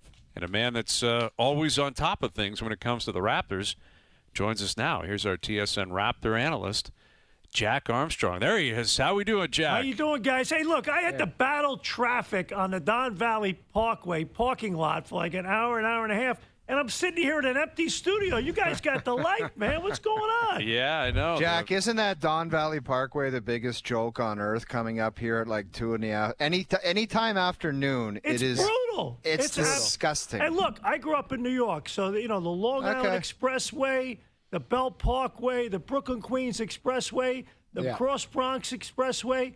But I tell you what, the Don Valley's right there at the top of the list of being one of the all-time worst roads. I mean, it's you're insane. right. And we got the Gardner traffic as well. But I'm here. I found my way to get here for you guys. And I love I'm it. sitting here by myself. Well, you don't want to be around us, Jack. We're a pain in the ass. I miss for you everybody. guys. Well, we miss you, and it's great to see you. And I'm going to ask about the pick first. Let's begin with who the Raptors took 9th overall last night out of South Carolina, Colin Murray-Boyles. I don't think it was a surprise. I mean, I think that was the range he was expected to go in. But tell us, what kind of player do you think the Raptors got here, and do you think they've made a wise decision in taking him 9th overall? Well, that was the neighborhood he was in, right. To your point, Brian. I think when you look at him, is he a complete, polished offensive player at this point? No. Is he an outstanding, elite-type defensive player who brings incredible energy, like that top 1%? A guy that you're definitely going to want in your locker room and want part of your program? Yes, absolutely. So he's got a lot of really cool winning attributes about him. And now it's about, dotting the I's and crossing the T's in terms of getting some polish in his game so that he's at a point where down the road he becomes a well-balanced, all-around player. But I love the intangibles. There are measurables there that are really good, but there are also the things that he brings to the table that, quite frankly, winning teams have. And so I like where he's at. And as we know, it's a jigsaw puzzle here. We got the second round tonight, and then obviously free agency next week. So it's an incomplete picture. So who's to say who will be on this team come October when you get to training camp? But if you're loyal to your board, and he was the 9th guy rated on your board, or the top guy available, whatever case you want to put, then you got to pick him, because it's all about adding talent, and you could always mix and match and move people later. What was your thought process on, we'll call it, his reaction that kind of went viral? I don't get all worked up over this stuff, because to me, I'm of the opinion a lot of these guys, they go, man, what a journey it's been on. And here I am. I made it. I can't blank and believe it. I made it. And the other part of me, too, is the fact that, I think we get so obsessed with what people think of us. And I really don't care about that. I care about the fact that, hey, you're coming in as an employee, and it's your job to please us, not our job to please you. It's not my job to make you happy. It's your job to make me happy. And then when you start producing, I'll do a little more to make you happy. And look, O-Dog and Noodles, you guys have been professional athletes. When you put up numbers and you produce, you get a little more sugar. Yeah. And when you don't get it done, you get a little less sugar and you get a boot in the ass. So in my opinion, I don't care about what some 19 or 20-year-old kid thinks And quite frankly, I think it was just a natural reaction to him saying, man, I can't believe I'm here, and I made it. And even if he meant it in a different way, I don't care. Doesn't bother me in the least. Maybe you heard about that Parkway, man, that we keep talking about. He said, I got to drive up the DVP. You know for what? the next I 10 could years." relate to how he feels. Yeah, that might have been what he was really kind of relaying last night with Jack Armstrong. And I think if you're a Raptor fan, like you said, Jack, a lot could still be changing. But as of now, you presume Brandon Ingram's going to be a Raptor next year. You got to believe Murray Boyles will be a Raptor next year. So those are two pieces that are going to be their opening night. I don't know how much, Murray Boyles is really going to factor into this team. We'll see. Likely a depth player to start his career, of course. But Ingram's going to play. Like, Ingram will be in the starting five and putting up numbers. So if you put Ingram on this team, Murray Boyles on this team, another year Jacoby Walter growing up, Grady Dick another year. Again, presuming these guys are here. If you're a Raptor fan, how much growth can you expect just based on what we already know could be kind of happening going into next season? Well, two things. Number one, Orlando made a good deal getting Desmond Bain. I thought Atlanta made a good deal getting Porzingis in the last year of his contract. There's a little carrot on the stick for Porzingis to have a really good year because he's in a contract year. And I think he and Trae Young will be an interesting combination. And then on the flip side, you have the Achilles injuries, unfortunately, to Damian Lillard, Jason Tatum, and now Tyrese Halliburton, that impact three of the top teams in the Eastern Conference. Now, you still have New York that will be very good. You have Cleveland that will be very good. They have some things they got to clean up with their cap. But ultimately, I think if you're an Eastern Conference team like Toronto, you should look at yourself and say, why not us? Detroit got into the top six last year, and they were a complete, utter disaster for a number of years. And, you add Brandon Ingram, and quite frankly, to use a college term, they redshirted him. They never even played him. So to me, I think they should feel pretty good about they've improved their talent level. They added a nice young piece last night. They'll add something tonight with the 9th pick of the second round. And I fully expect them to try to be active, if at all possible, here in the coming days in terms of trade. So do I think what we're talking about right now is what the roster is going to be when they get to training camp October 1? I'd say no. With Jack Armstrong. So in terms of what else went down last night, Cooper Flagg, we all knew he was going number one overall. If Anthony Davis is healthy, Kyrie's going to opt out and re-sign, and we believe he'll come back healthy. Yep. Like, do you see Flagg stepping right in and having a massive impact? And could you see the Mavericks, now you got KD in Houston. You got a couple of, teams down in Texas who are chasing that Oklahoma City team in the West. Who do you think will have, where does Cooper Flagg and the Mavs come into play in terms of your pecking order? Well, great situation, number one. I mean, he's going to be playing for a guy that's a Hall of Fame player as his coach, and Jason Kidd, who's one of the all-time great leaders and just intelligent players we've had. And then he's playing with three guys that will end up in the Hall of Fame, and Klay Thompson, Anthony Davis, as well as Kyrie Irving. And now, unfortunately, Kyrie Irving might be out for a good percentage of the year, which is difficult to deal with. But if they're able to upgrade in terms of playmaking, I think they have a very good team. He walks into a winning program. Imagine going to play for Charlotte or Washington, one of those horrible teams. I mean, that's bad. I mean, so he's coming into a great situation with tons of leadership. They've been a winning program. They were in the NBA Finals 2 years ago. Yeah, they messed up the whole Luka Doncic thing. I get that. But for a kid like Cooper Flagg, I think it's an incredible opportunity for him to thrive immediately. And as big a market as Dallas is, I still think he's blessed not having to play in L.A. and New York where people lose their minds. So I think for him, any market but those two, I think it would be great for him, and I think he's going to really have an excellent pro career. So who do you think has a better chance of winning a title next year then, the Mavericks or the Lakers? Ooh, good question. Yes. Ooh, good question. I would, if Kyrie were healthy, I'd say Dallas. So I give a slight edge to the Lakers. I would say that, I hope Luka comes back a little better in shape than he was.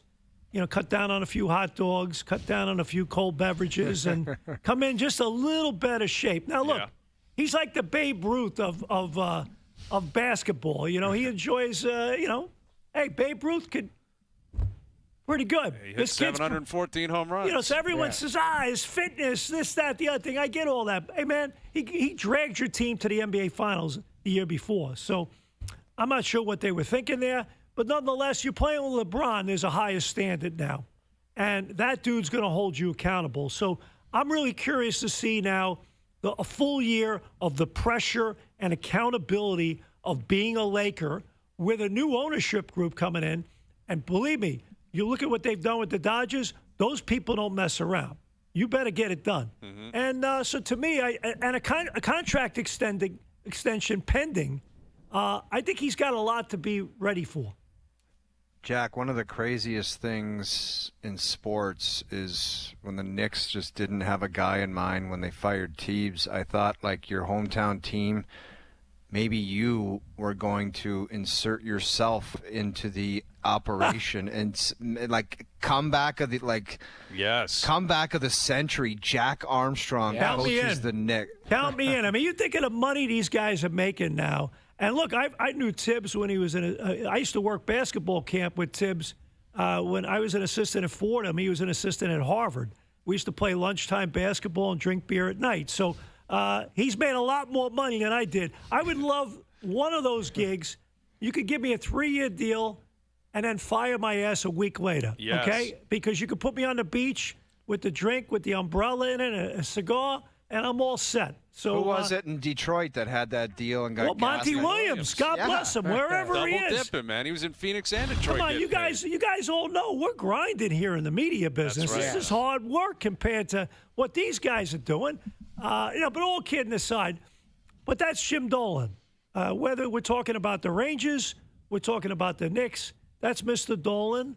And Leon Rose, their president, has done an excellent job coming in there. And I'm not sure if Leon would make that decision if it was in and of itself his decision. I'm sure there was a lot of pressure there.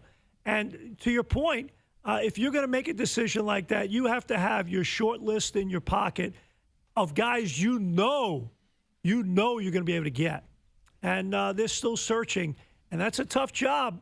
And I'll tell you what, you're going to get, Mike Brown did a good job in Cleveland and Sacramento. He's been around the block a little bit, and you have some names, James Borrego right now, and Micah Norai, who started here actually in Toronto, working for Butch Carter, and then obviously the former Memphis coach as well.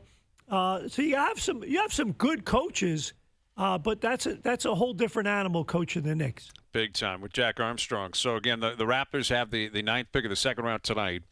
They took Murray Boyles out of South Carolina, who's, I think he's going to – the intention is for him to play likely the 4, maybe some of the 5, like a smaller 5. Yep. But, we all know they've got a lot of wing talent. They got a lot of guys who are kind of like – this has been the Messiah and Bobby Webster way of kind of building out this team. So I'm curious what you think they still need to attack here. Like, they got Pirtle. I don't even know – I still don't know what Quickly is. You might have a better idea than I do, but he barely played last year. I think the point position is still something they might need to improve at. But what do you think could happen here? Like, is there a position of need you still think they need to really kind of pinpoint here? Well, they need shooting. Yes. Shooting's a problem. And I just think, obviously a backup to Pirtle would be helpful. They don't have a lot of size beyond Pirtle. They got a lot of wing size.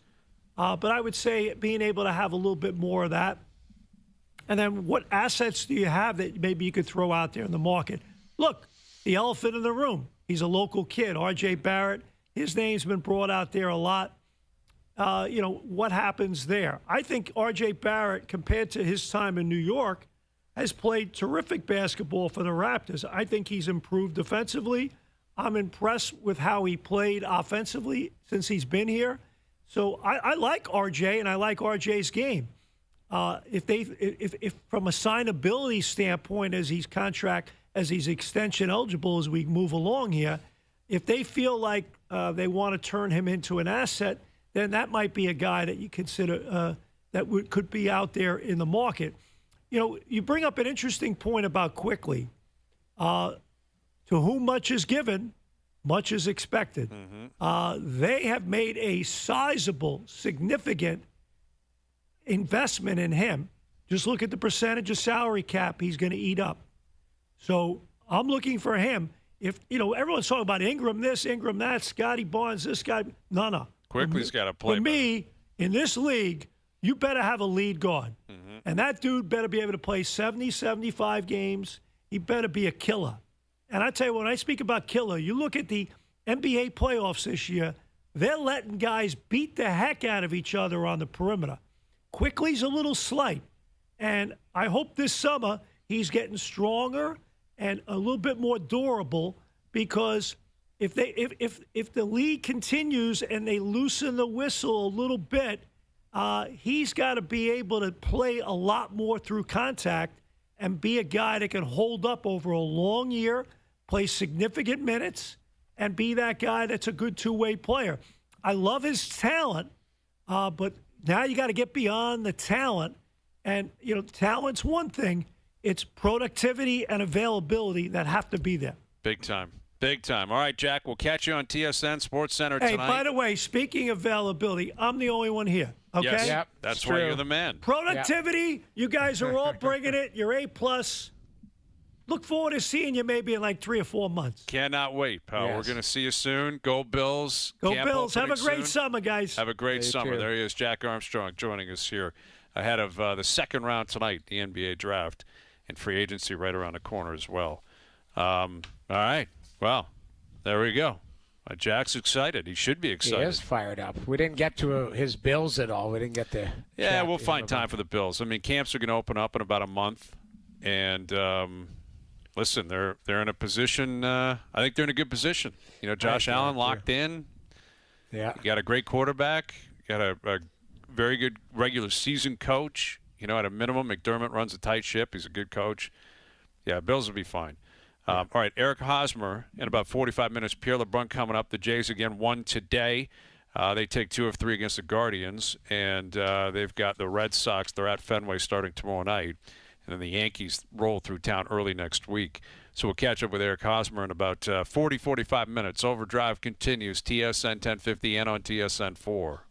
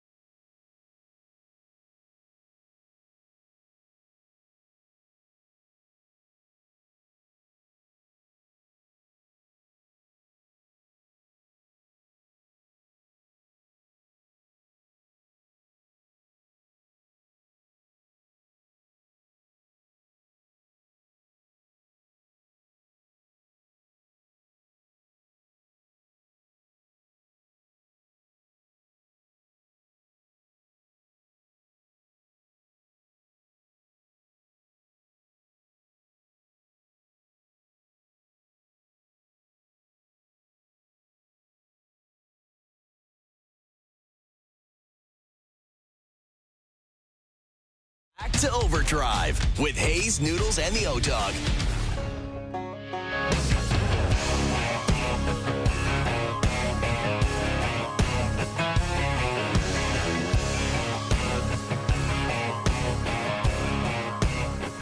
All right, don't forget TSN 1050 wants to give you the ultimate iHeartRadio experience this summer at Osheaga Music and Arts Festival in Montreal. Just listen to TSN 1050 on the free iHeartRadio app for 10 minutes every day. Click enter when prompted, and you're in the draw. You'll see Olivia Rodrigo, The Killers, Gracie Abrams, and more with Gold Weekend passes. Plus, we'll hook you up with travel thanks to tripcentral.ca.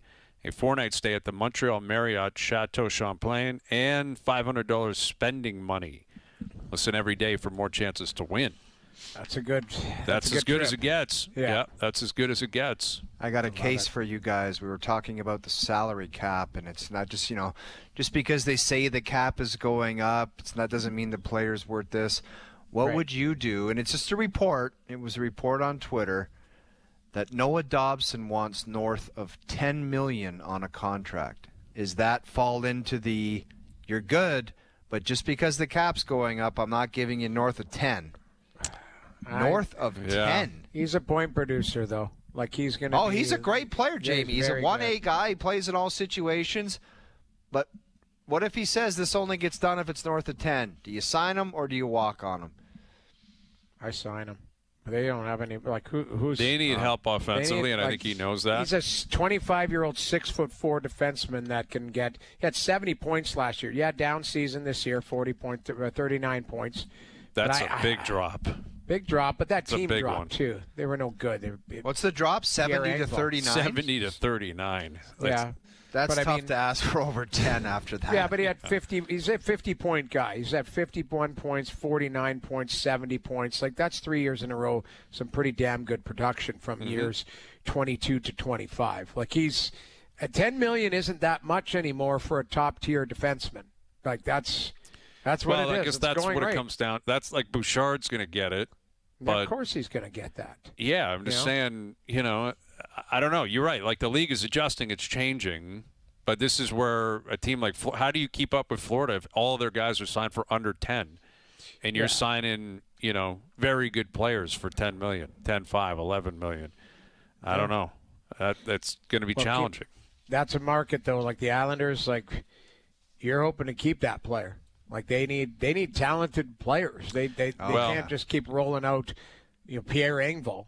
Yeah. That's the 7 years, the $3 million. Well, that's going to be. I think we're probably past that now that Lou's gone. But yeah, we're going to see the end of that. I agree. All right, I don't know. LeBrun, I just think it's worth it. Sorry. Pierre LeBrun coming up on that and more. Eric Hosmer on the Jays, winning the series down in Cleveland at Fenway tomorrow night. Best bet still to come. Dear Hazy B coming up. OverDrive continues. TSN 1050 and on TSN 4.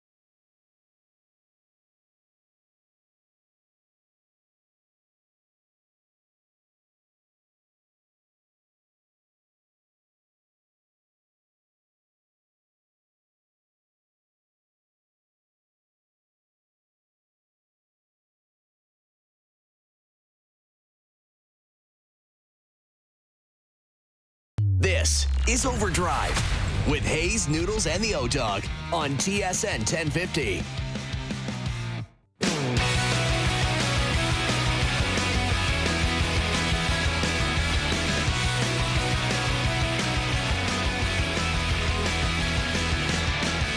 Final hour OverDrive continues, powered by FanDuel, bringing you everything from the opening line to the final score. Eric Hosmer later in the hour on Max Scherzer's return last night. Went 5 innings. Yep. Looked all right. You know, I haven't heard anything to suggest that there's any issues today. I think this was always what it was going to be about, more of kind of the recovery. How does he feel the next day? But he got out there, 5 innings, looked fine. You know, Jays lost in extras last night. They won this afternoon.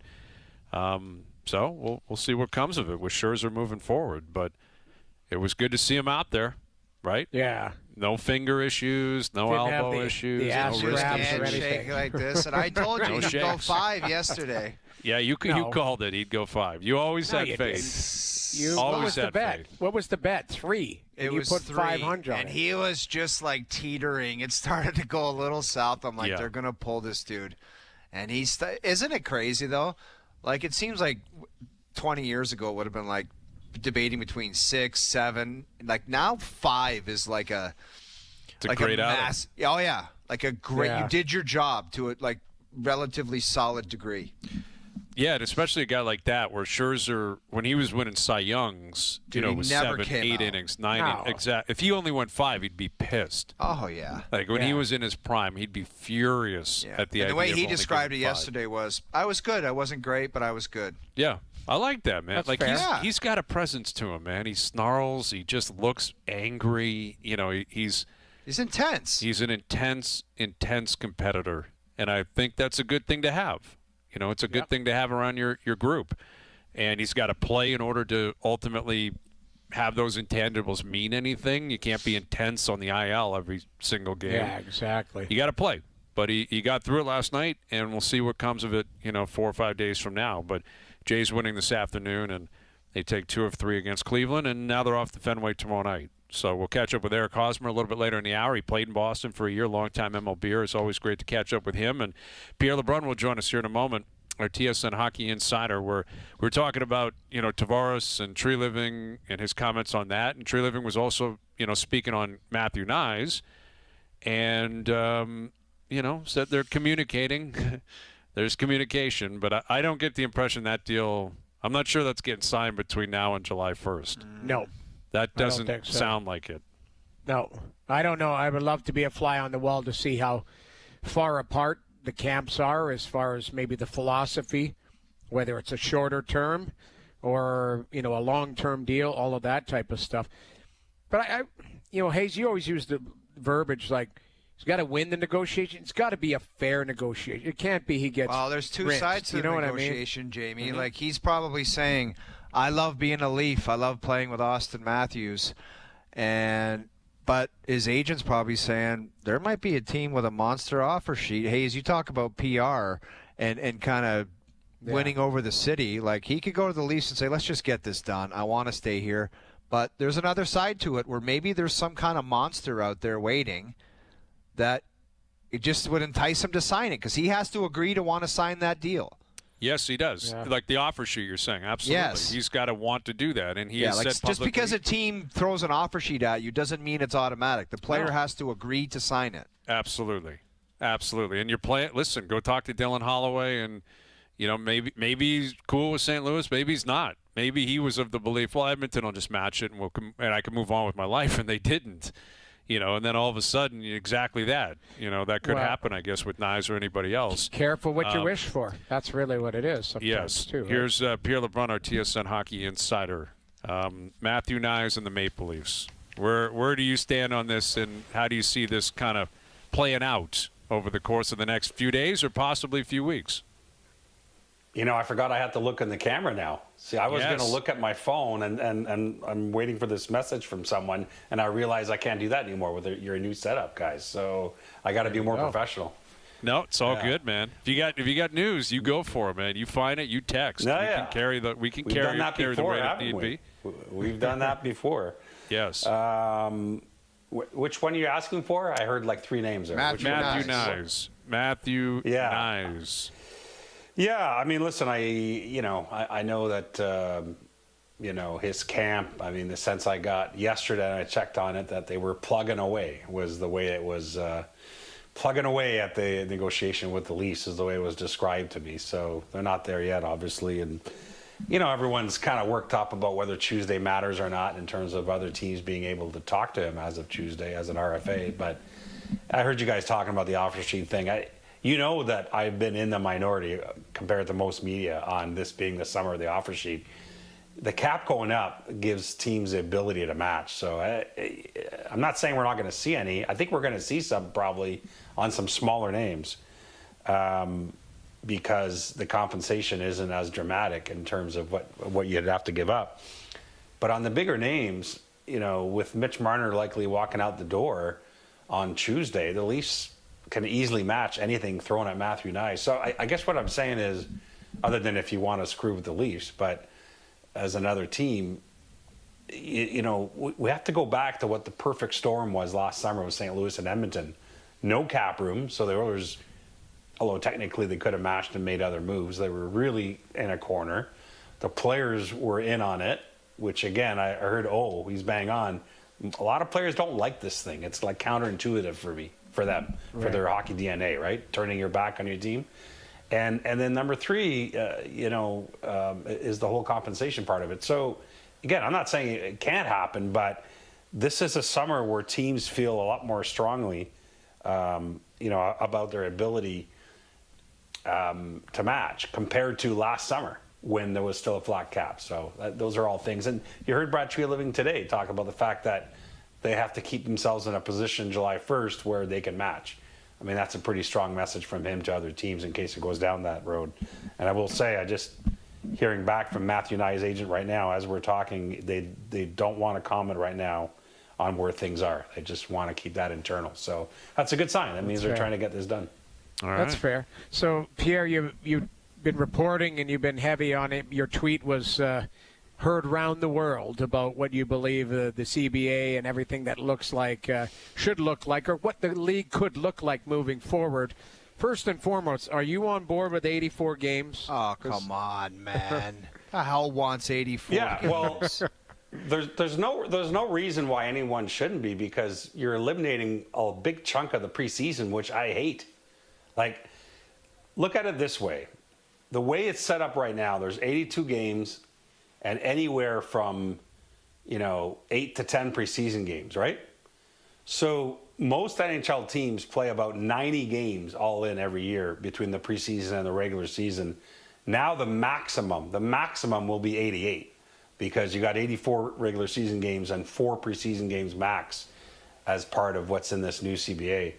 So I don't understand what the downside is. I mean, if you're having to have this many games anyway, and of course I'm like everyone else, let's shorten the season, let's not drag this out forever. But if you're going to have that many games, you might as well have real games and not meaningless games, would be my point of view on it. So they're cutting the preseason, and that's why, by the way, starting in 26-27, the idea right now is to start the regular season in late September, by the way, because they're cutting the preseason. So they're going to drop the puck for real in late September. Unfortunately, they're still going to go all the way to the 3rd week of June with the Stanley Cup being awarded. They're just stretching out the regular season calendar. That's going to be lengthy, man. Like that. And that's, listen, hockey's great. We love when they're playing. And you make a valid point about, the volume of games being what it is. But with more teams likely coming, obviously it's about money. I get it. And it's a gate-driven league, of course. But I think for the average fan, you're like, this is probably just going to water down the league that much more. Adding a Tuesday night game, adding 2 more teams, that's, an extra 45 players in the league, 50 players in the league that were not in the league as of today, but likely will be in 2 or 3 years. And I'm curious where expansion comes into play on this kind of CBA negotiation right now. It's not really part of the CBA negotiation, Brian. That's sort of that's outside of the preview of the players. That's more a conversation with owners, and it did come up. yesterday at the Board of Governors meeting in Los Angeles. The league did update governors on expressions of interest, I believe from 6 different groups that would like to get in on. That doesn't mean 6 different teams are coming, but there's interest from groups that are legitimate.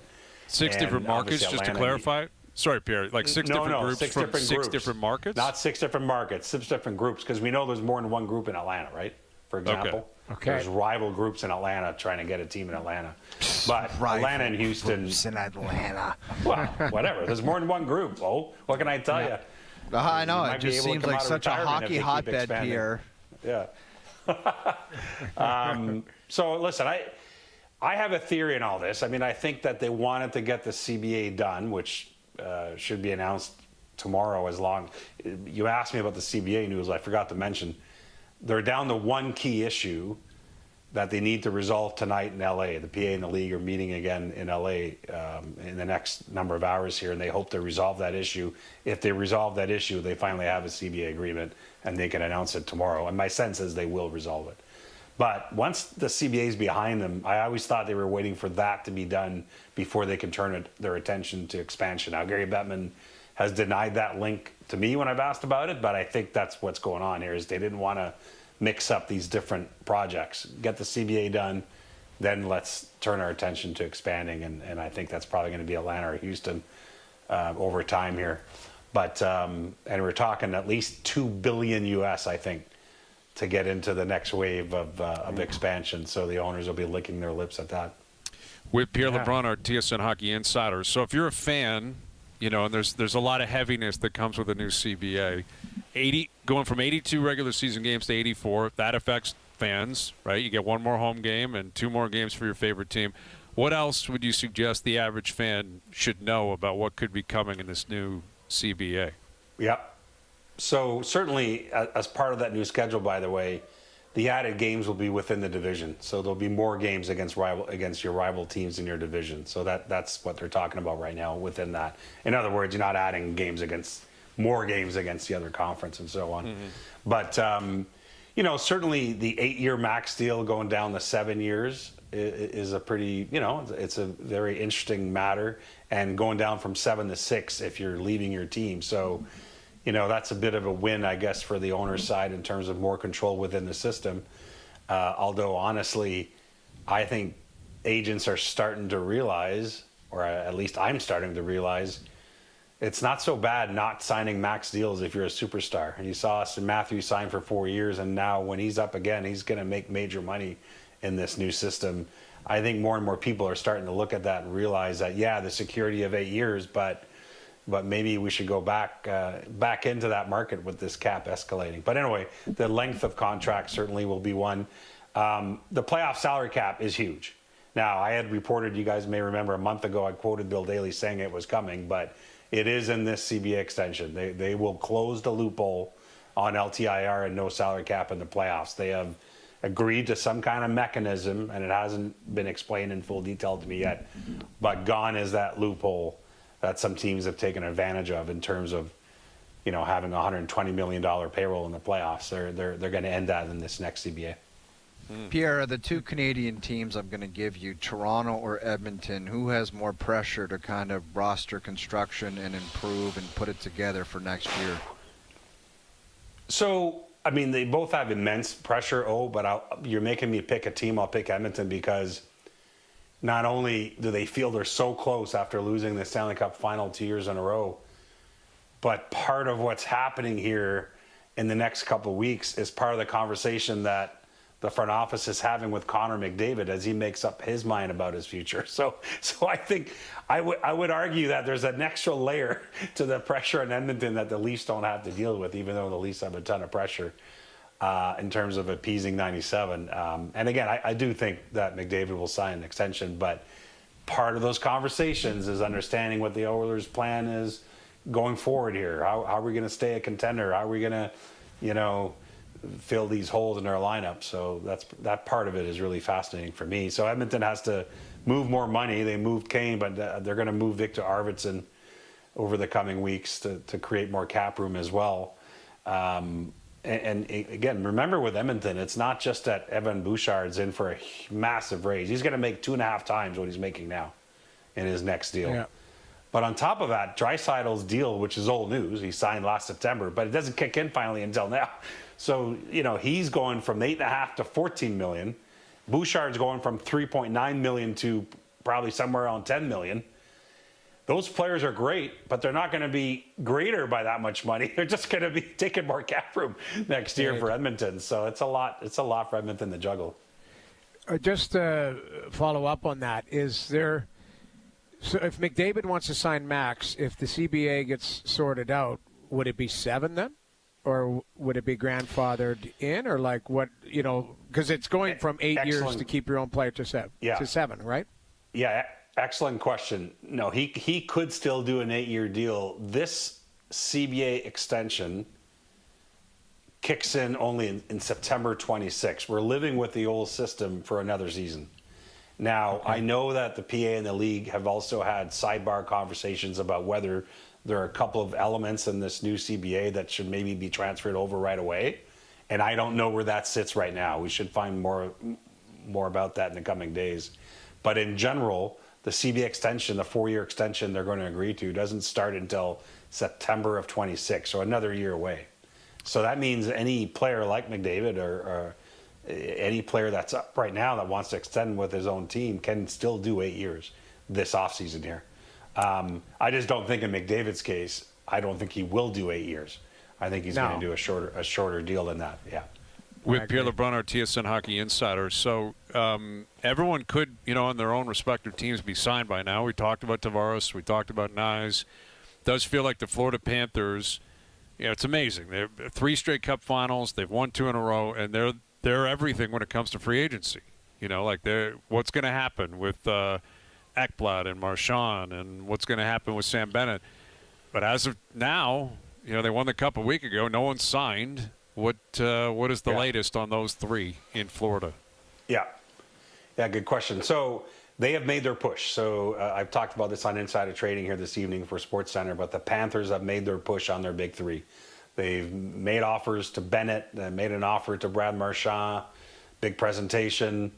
And I don't think there was an actual offer to Aaron Ekblad, but certainly a renewed conversation to try and see what it would take in his case, because that negotiation went dormant for many, many months between Ekblad and Florida. So the point being that, I don't know. They just decided to shelve it for some reason. You never know whether it's one side or the other, but you actually see that very often, though, during the season, during the playoffs, where you don't want to deal with that stuff. But they are talking again. I would say if I rank the 3, I feel it's Bennett most likely to sign. Doesn't mean he will necessarily, but most likely to sign. Marchand truly feels like 50-50 to me, guys, right in the middle. And I think Ekblad most likely to go to market. That's my sense right now. If you ask me in 48 hours, I may have a different update. But that's where it feels like right now for me on those 3. And so Florida pushing hard, trying to get those guys signed. I just don't think they'll be able to get all 3. I think 2 out of 3 is probably, I think, the best they can do right now. Mm-hmm. Yeah, and what's interesting is, we're getting closer to July 1st. And last year, Sam Reinhart was in a similar situation, and he signed right before July 1 and got his long-term deal. But, what's interesting is I think you can make a case. Clearly, it's very obvious why you would want to keep those 3 guys. But if they do, I think you got a window of another couple of years where you're going to be very competitive. You might win another cup, maybe 2 more cups. But at some point, it's going to be too much. If you're committed to everybody, and Bob's 37 and he's coming up, I understand why you'd keep the band together. I totally get it for the next year or 2. But if Marchand's, 4-year deal and Ekblad's 7 or 8 and Bennett's 7 or 8, at some point, Florida's going to look around and say, we got 9 guys on long-term deals and they're not in their prime anymore. I wouldn't be shocked if they tried to stay creative and flexible down there. Yeah, exactly. And, eventually they'll have to sign Lundell, who's a really emerging star. But that's why all the little moves seem to add up for Florida. They made a little trade today that didn't get that much attention, but they went out and they replaced their backup goalie, and they brought in Tarasov from Columbus. Yeah. Noodles would know more than me, but I know why they traded for him. A, he has a relationship with Bobrovsky, but B, he's 6'5", and I know from talking to Roberto Luongo, who heads the goalie department there in Florida, that's one of the major requirements to end up on the Panthers rosters is size and goal. And so, not a big headline today. Almost no one would be talking about it outside of Florida. But watch, it would not surprise me if we're talking about 5 months and Tarasov's, Bobrovsky's injured and Tarasov's having this amazing run for Florida. It wouldn't shock me. Yeah, there is a history there. Obviously, Zito came from Columbus. Greg Campbell came from Columbus. There is, they know the player. They know the player. Because right away I saw, Tarasov to Florida. Okay, there's a direct line there that they have a history with the player. So, it's a smart move by them. They really make cagey moves, man. Well, that's the thing. What I'm saying is often the moves that end up being big for them are the ones we didn't really talk about in the moment. Like when they signed Verhaeghe from Tampa years ago, it was like, oh, okay, a good depth signing. Guy becomes a star. I mean, it's just so many of these have added up for them. You're right, Brian. I mean, obviously wanting to re-sign Sam Bennett and Brad Marchand is obvious, and you understand why they're trying to do it. But I think it's more the under-the-cover moves that they keep making is the reason why they've distanced themselves from the rest of the league here the last couple of years.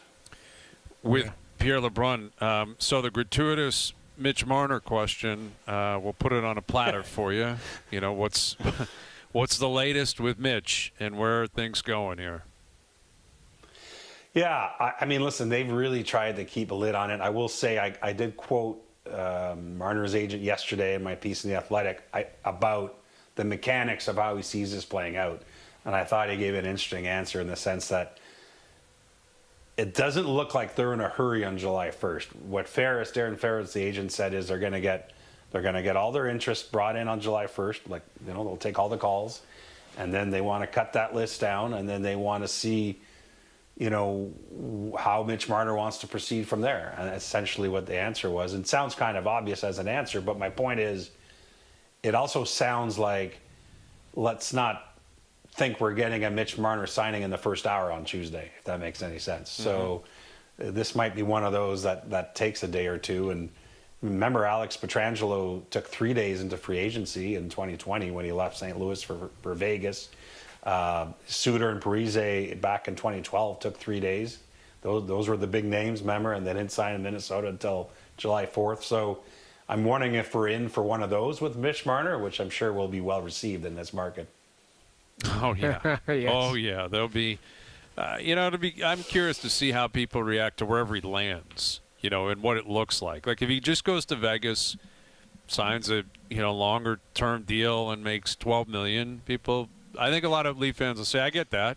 Like, I'm on board that. with it. Right. Shouldn't matter wherever he goes. I hear you, but I don't know. If he goes to Anaheim for $14 million, I'm just curious. I don't think it's about anyone hating on it or whatever.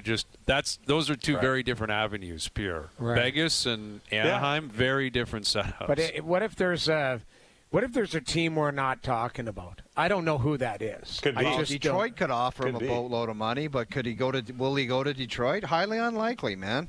Highly unlikely. Yeah, so that's the thing is that I think a lot of teams want to get on it, as O says. I think Detroit's one of them. Columbus Blue Jackets have the most salary cap room in the league. I know they'd love to throw a boatload at Mitch Marner, but I don't think they're even going to be afforded. Like what's going to happen is Ferris is going to say, these are the teams that we get to go next level with, right? And I don't think Columbus will get in that. Carolina has cap room. They want to make a big offer to Mitch Marner. They tried to trade for him, as you guys know. I don't think Carolina will make the cut of that short list. I could be wrong. So it really comes down to which teams end up making that short list and get to make an offer. I think Vegas for sure will be among those. We've talked about Dallas. The thing about Dallas is I think there's interest from Marner maybe going there. I don't know how Dallas can make it work. So maybe Dallas doesn't end up in the mix only because they can't. But they're certainly trying to move money right now. It's fascinating. And listen, at the end of the day, let's see what happens Monday going into Tuesday. I got all my days mixed up. Certainly the Leafs would love to get in a position where they could do a sign and trade so they can get something back. But I've heard or seen no evidence so far that that's going to work, that there's interest in that kind of scenario. So it may just be that he walks out. Yeah, that's what I think most people are bracing for at this point. All right, Pierre, we'll leave it there. It'll be a fun and busy few days. Enjoy it, and we'll do it again soon. Right on, right on. See you, boys. There he is, Pierre LeBrun, our TSN hockey insider. All right, best bet still to come. Dear Hazy B coming up. Eric Hosmer on the Jays being red hot. What he saw to Scherzer last night. Jays and Guardians going back and forth, hitting batters today. I'm sure he's been in that position, probably on the wrong end of it. So we'll catch up with Hosmer, and we'll continue to look ahead to the NHL draft tomorrow and night 2 of the NBA draft tonight. OverDrive continues. TSN 1050 and on TSN 2.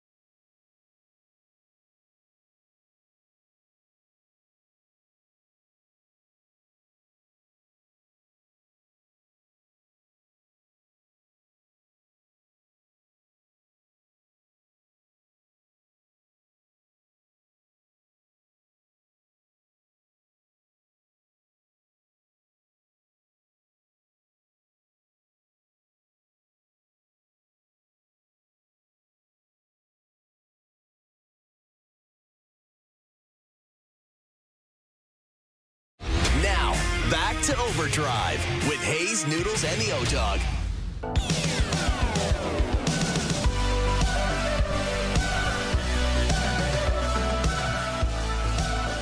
All right, Dear Hazy B coming up. I have my own Dear Hazy B I want to kind of throw out there. It's something I think is very relatable to everybody. And I'll lay it out. I'll lay the scenario out. You guys tell me, Okay. how the general society is supposed to apply, to this situation. So we'll get to that. Eric Hosmer coming up. Do we have Eric on the line? I don't know if we do or not. Not yet. Okay, we're calling Eric in just a moment. We'll get to our best bets coming up as well. Jays winning today. Vladdy left the game. He got hit last night, got hit again today in the forearm. But X-rays were negative, so it's just a contusion at this point. We'll see if he's available to play tomorrow night. But Gausman, naturally, and Vladdy was pissed, man. Like he was that hurt, dude. And he got hit last night. Again, you get hit twice in the same series, you're not going to be happy. And then Gausman retaliated. Jose Ramirez stepped in, and I like that they didn't throw Gausman out. Like just let the Jays get their piece of flesh, and let's move on with the old school unwritten code that is baseball and retaliation. Who makes that call? I've always wondered. I think I asked the catcher that. Like, is a pitcher saying, here comes this, or is a catcher saying, now it's time to go? Well, let's ask our next guest, a guy who played in Major League Baseball for a long, long time and host of Digging Deep. He's back on OverDrive. Here's Eric Hosmer. How you doing, Eric?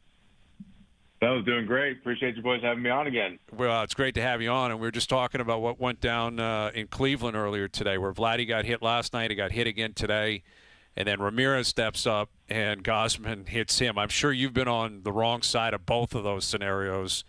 Who makes that call? Like in the dugout, when your best player gets hit multiple times in a series, has to leave the game. Like, what's the discussion like in terms of retaliation and what your starter's going to do next?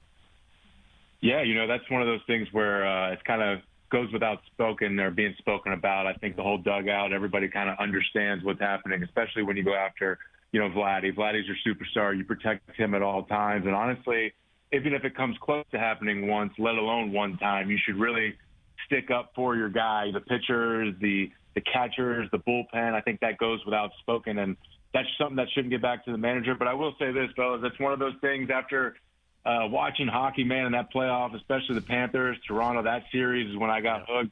It's tough on baseball. It's a tough look. I'm not going to lie, because those guys after every whistle are punching each other in the face, and we're throwing balls at each other. So it's something baseball's got to adapt to. I'm the first one to admit that. Okay, I like that. And who makes the call, like on the Vladdy being hit? Like, is the first one an accident, or is the team saying we got to target this guy, or what's the deal with that? Yeah, you certainly look at situation. If it's a situation, and I should know this, but if it's a situation where Vladdy got hit with a couple guys on base or two strikes, then they're not doing it on purpose. But then when it happens the second time, then it's like, okay, this is our superstar. Obviously, Jose Ramirez is Cleveland's superstar. That's who you're going to go at. And Gausman did everything the right way. He didn't go above the belt. He was going right to the hip cheek there, whatever you want to call it. And, Jose kind of put his hand in there, and it looked like it got him in the wrist. But that's where, it really hit me with the silly nonsense. If Jose's out for, 4 to 6 weeks there with something with his wrist, then that's just not a good way for baseball to retaliate.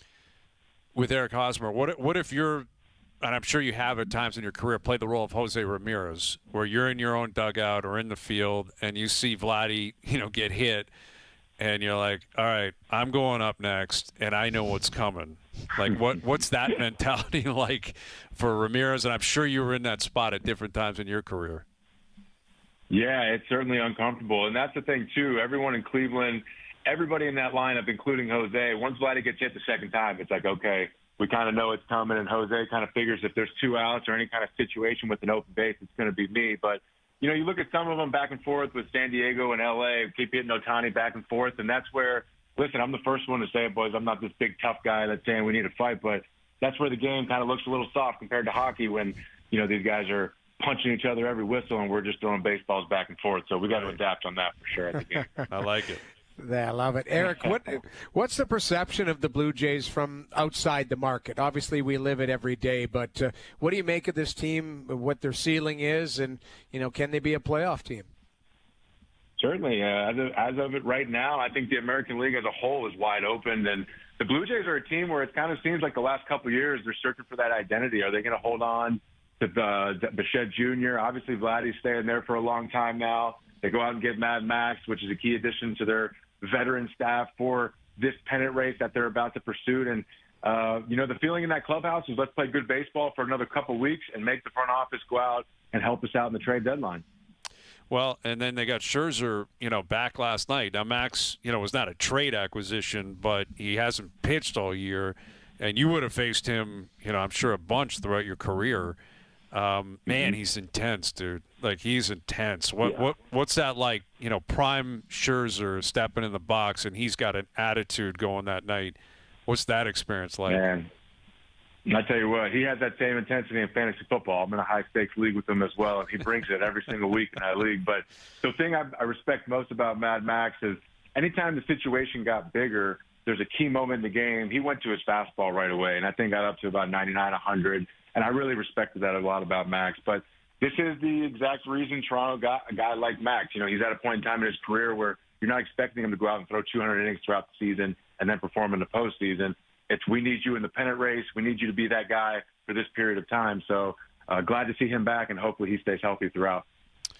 We're chatting with Eric Hosmer. So the Jays now are heading to Fenway, and you spent a year there with the Red Sox. And, there's this weird kind of reputation that they have. Like growing up as a kid, they were the Sox that could never win. And then when 2004 hit, all they did was win for like a decade. And now, it started with Mookie Betts, and now recently with Devers. Ownership, a lot of people wondering, how committed they are to winning. What is your read on the Sox and how serious they are as, I guess, a playoff contender or eventually a World Series contender in the American League East? Full turmoil out there in Boston, boys. I mean, What are we doing? You're trading Rafi Devers. That is your best player. And do we not learn from Mookie Betts? I mean, I love in football, they say you don't want these players to leave your building, especially guys that come up through your system, a la Vladdy out there in Toronto. But do you not learn from Mookie Betts? I mean, even the return, you don't get much back. And I would love for these guys to do studies on what the return is on these prospects and how they all pan out, because a lot of these trades, you end up getting back 4 or 5 of these guys and maybe 1 or 2 pan out. But when you're talking Rafi Devers in Boston, the beast of the East, he's proven in that division, proven in big games. I mean, what else are you looking for? So it's full turmoil out there in Boston. I really do not know what the plan is, and I hate it for those guys. I hate it for Cora. I really don't know what's going on out there. Yeah, it's crazy, man. Like, because the Sox, like, they again, like I said, like for a decade or more, they were as good as anybody in baseball. And then, you look at the Yankees, and the Yankees, they've stubbed their toe a little bit recently. The Jays are on their tail. Tampa's on their tail. And, they've faced injuries, particularly to the rotation, at times this year. And what is your read on the American League East? Do you feel like it's still a crapshoot? Do you still think the Yankees are the pace car and will remain that for the rest of the year? How do you see that playing out? Yeah, certainly. And then to cap off the Boston trade, weird timing. You just get off going at the Yankees, you're feeling good, and then boom, it kind of deflates the clubhouse. But the AL East, you look at the standings now, and again, the American League wild card is wide open. It does seem like the Yankees are the juggernaut of that division, and they're going to kind of run away with it again. But at the same time, the American League, it's kind of wide open. And in my opinion, the National League is where it's at. It's very, very strong. I think if, some of these teams battling out in the wild card were in the National League, it'd be a different story. But, yeah, the AL East seems like the Yankees are running away with it, but it's wide open for Toronto, Tampa. And I don't think anybody expected that, because I think Baltimore was the team everyone expected to be up there, and they're essentially out of it. Does Shohei continue to impress, or we just expected to see this for many years to come? Oh, man, he continues to impress. It really, it seems like the game is just too easy for him. You get up to the major leagues, and it's like, all right, I'm a hitter. I pitched in high school. I pitched in college. But the way he's treating a big league baseball game is like he's going out playing just men's pickup beer league, and he's out there pitching, throwing 99 to 100. He's hitting homers left and right. He DHs last year and still goes 50-50.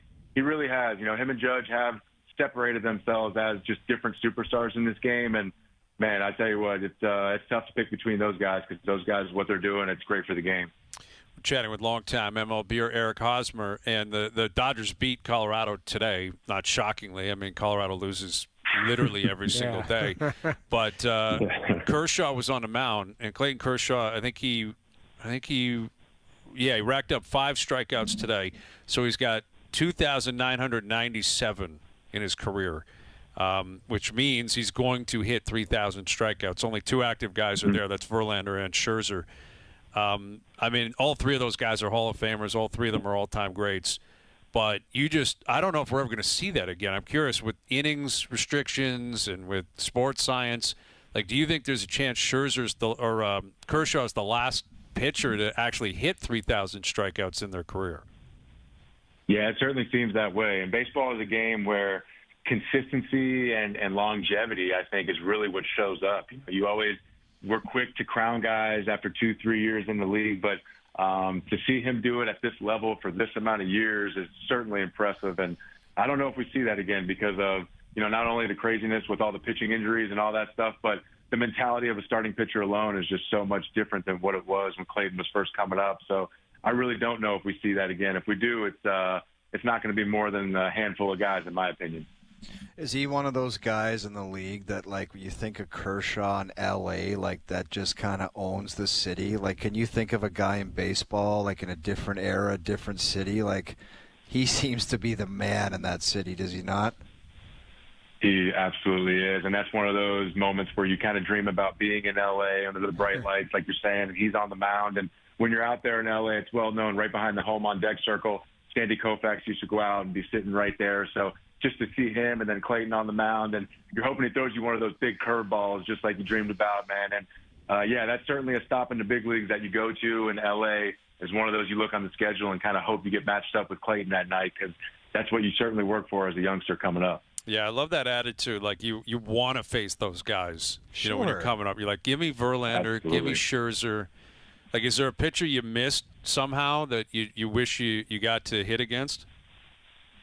Skubal was a guy in the AL Central that right when I got out is right when he was coming up. And he's a guy, like you said, I would have loved to face him one time. And then after that, I don't know how much I would have loved it just to see what he had. And then Paul Skeens is another one. This is a guy where he's so smooth in his delivery. And I'm not going to lie, I thought the fastball would get hit eventually as he worked his way throughout the league. And guys just can't seem to hit it and adjust to it. So that's got to have some funky look to it, and I would love to step in the box and see what that looked like. Yeah, Skeens, man. Like, what an impact that guy's Incredible. made. And the team stinks. Like, they never win. They never supply any run production. It's crazy. Stinks. Yeah, I'll tell they're you what, terrible. young fella out there in Cincinnati, Burns, you guys should keep an eye on him as well. He's the real deal. Okay, I love it. Nice. He is former Oh, yeah. MLB player and host of Digging Deep, Eric Hosmer. It's always great having you on, Eric. We really appreciate it, man. We'll do it again down the road. Oh, absolutely, boys. Love it. Great talking to you guys. You too. There he is, Eric. Eric Hosmer. Yeah, I appreciate that attitude. Like, you want a piece of that guy. And I remember the Jays went into Dodger Stadium. This would have been 4, 5 years ago. And I think Bichette hit 2 home runs off Kershaw. That would be sick. Yes. That's a night out. That was a night out, man. And he was young. I don't know if it was his rookie year, but it was early. The first couple of years in the league. Might have been his rookie year. And he took him deep twice at Dodger Stadium. And it was like, man, I this can't young... imagine what my curfew would have been taking Kershaw deep twice. 2 off Kershaw at in Chez L.A. Ravine. Yeah, watch yourself. All right, Dear Hazy B, brought to you by Boston Pizza, Canada's favorite sports bar. Enjoy $15 lunch at BP, where you get an entree, a side, and a drink. And you'll get it all in 20 minutes or less. A fast lunch doesn't have to be fast food. See you for a $15 fast lunch at your local Boston Pizza. All right, let me present this scenario to you guys. It's a little bit off the beaten path of Dear Hazy B, but I think it fits.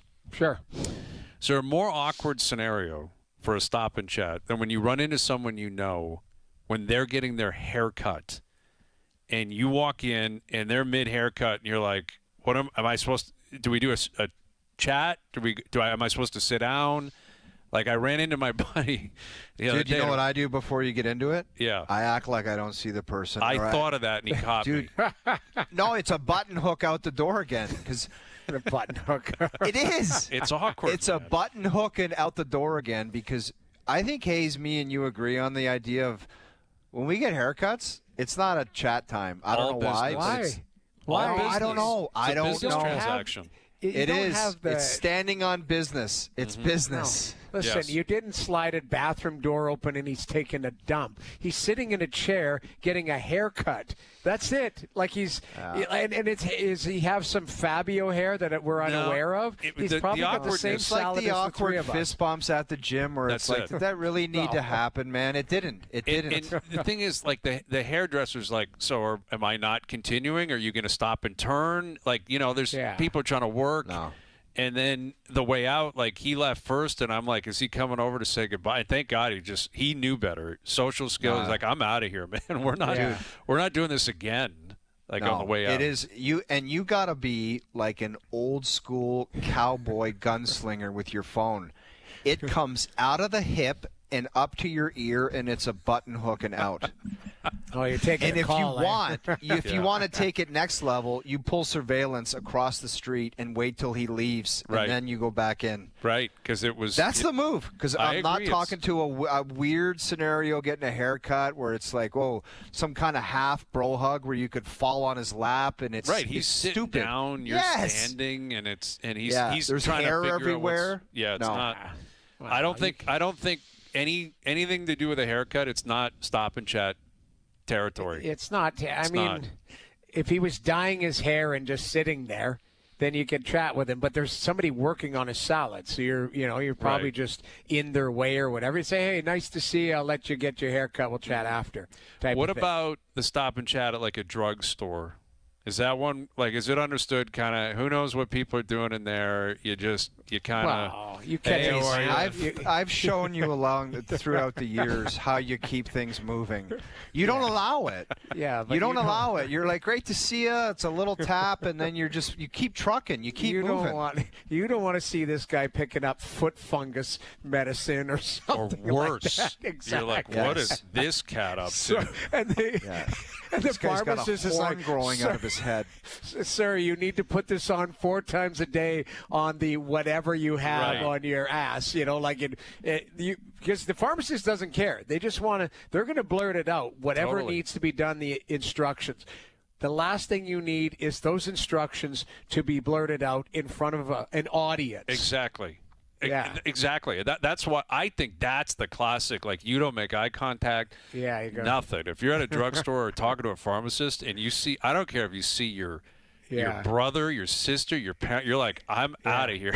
Like, see you in the parking lot. Dude, after it's like, I think chat right now. I think we're at a point where it's totally okay to go super weirdo and just somebody, and you don't want to do it. You just say, I don't even remember you. You know what I mean? Like, end it. I'm telling you. You just say, sorry, I don't know. Who are you again? That's extreme, though, if it's someone that you know well. I mean, and there's, again, right on the holster. You have that thing on the holster up to the ear. Got to take this call. See ya. Yeah. You're right fair. about that. That phone is your friend, man.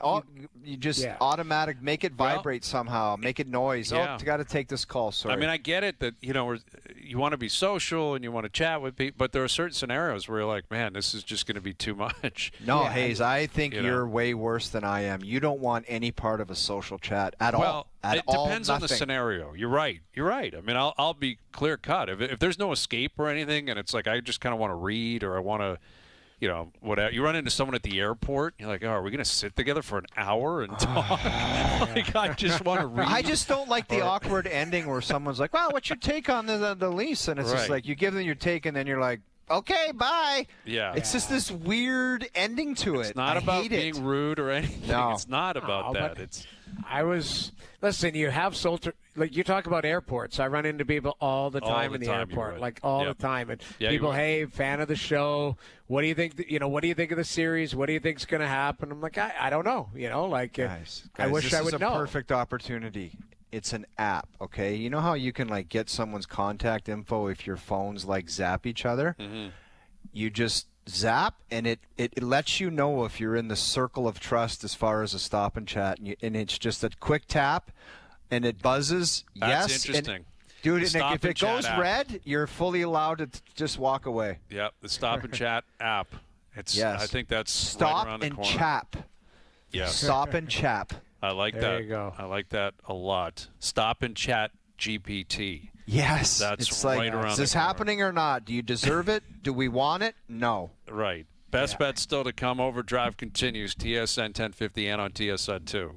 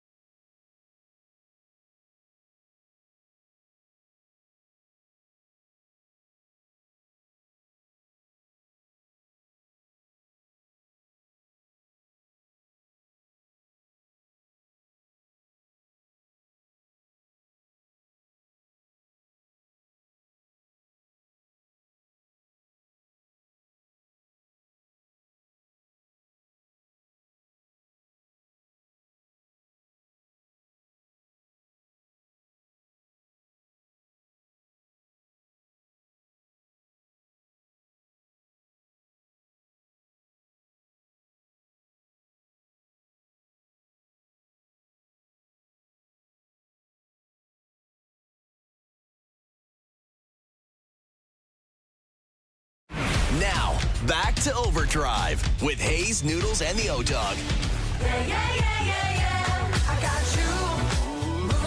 All right, Best Bets powered by FanDuel. Make your picks and assemble a same-game parlay in seconds on the FanDuel Sportsbook app. Week 4 of the CFL, beginning tonight, CFL on TSN. Bombers at home against the Elks. The Elks, your boyhood team there, Noodles. Yeah. They're 0-2. Very familiar territory for them. Yeah, that's They love been a an good run. 0-2, man. They love an 0-2. God, they're awful. And They are, and they have been for a while. Yeah. I think it's coincides with their name change. I think they're just known as EEs now People hate that Elks name. Loser, They hate it. loser, It is losers. a loser mentality. It Well, is, and the but- Bombers are at home, and we know Winnipeg. They go to the Grey Cup every year, and they're 2-0. Yeah. I'm going to take the points, though. You're getting 10.5 tonight. This is basically, if you're the Elks, like, you got to snap out of it. You got to keep it close tonight. You got to show up, and put together some form of an effort tonight. Yeah. Feels like a backdoor cover, getting 10.5. I will take the points with the Elks in Winnipeg tonight on the CFL on TSN. Today's Best Bets powered by FanDuel. And, yeah, we'll see what comes of it tonight in the NBA draft. We'll see what comes of it tomorrow in the NHL draft. Good luck tomorrow Lincoln on the Navigator course. Cup tomorrow, yeah. It'll be a fun one. Duthie versus O'Neill, and Nazem Kadri will be there. Brendan Gallagher, Bob Weeks, Marissa Roberto, myself. It's going to be a full production. Man, Can't wait for it. It's going to be a lot of fun. I can't all right. wait. Thanks to everyone behind the scenes for helping out. We appreciate it. Everyone for tuning in today. TV, radio, podcast, web, and, of course, up on YouTube Live on the TSN YouTube channel. We're out of here. Enjoy your evenings. Enjoy the games tonight. We're back tomorrow at 4 p.m. We'll chat then.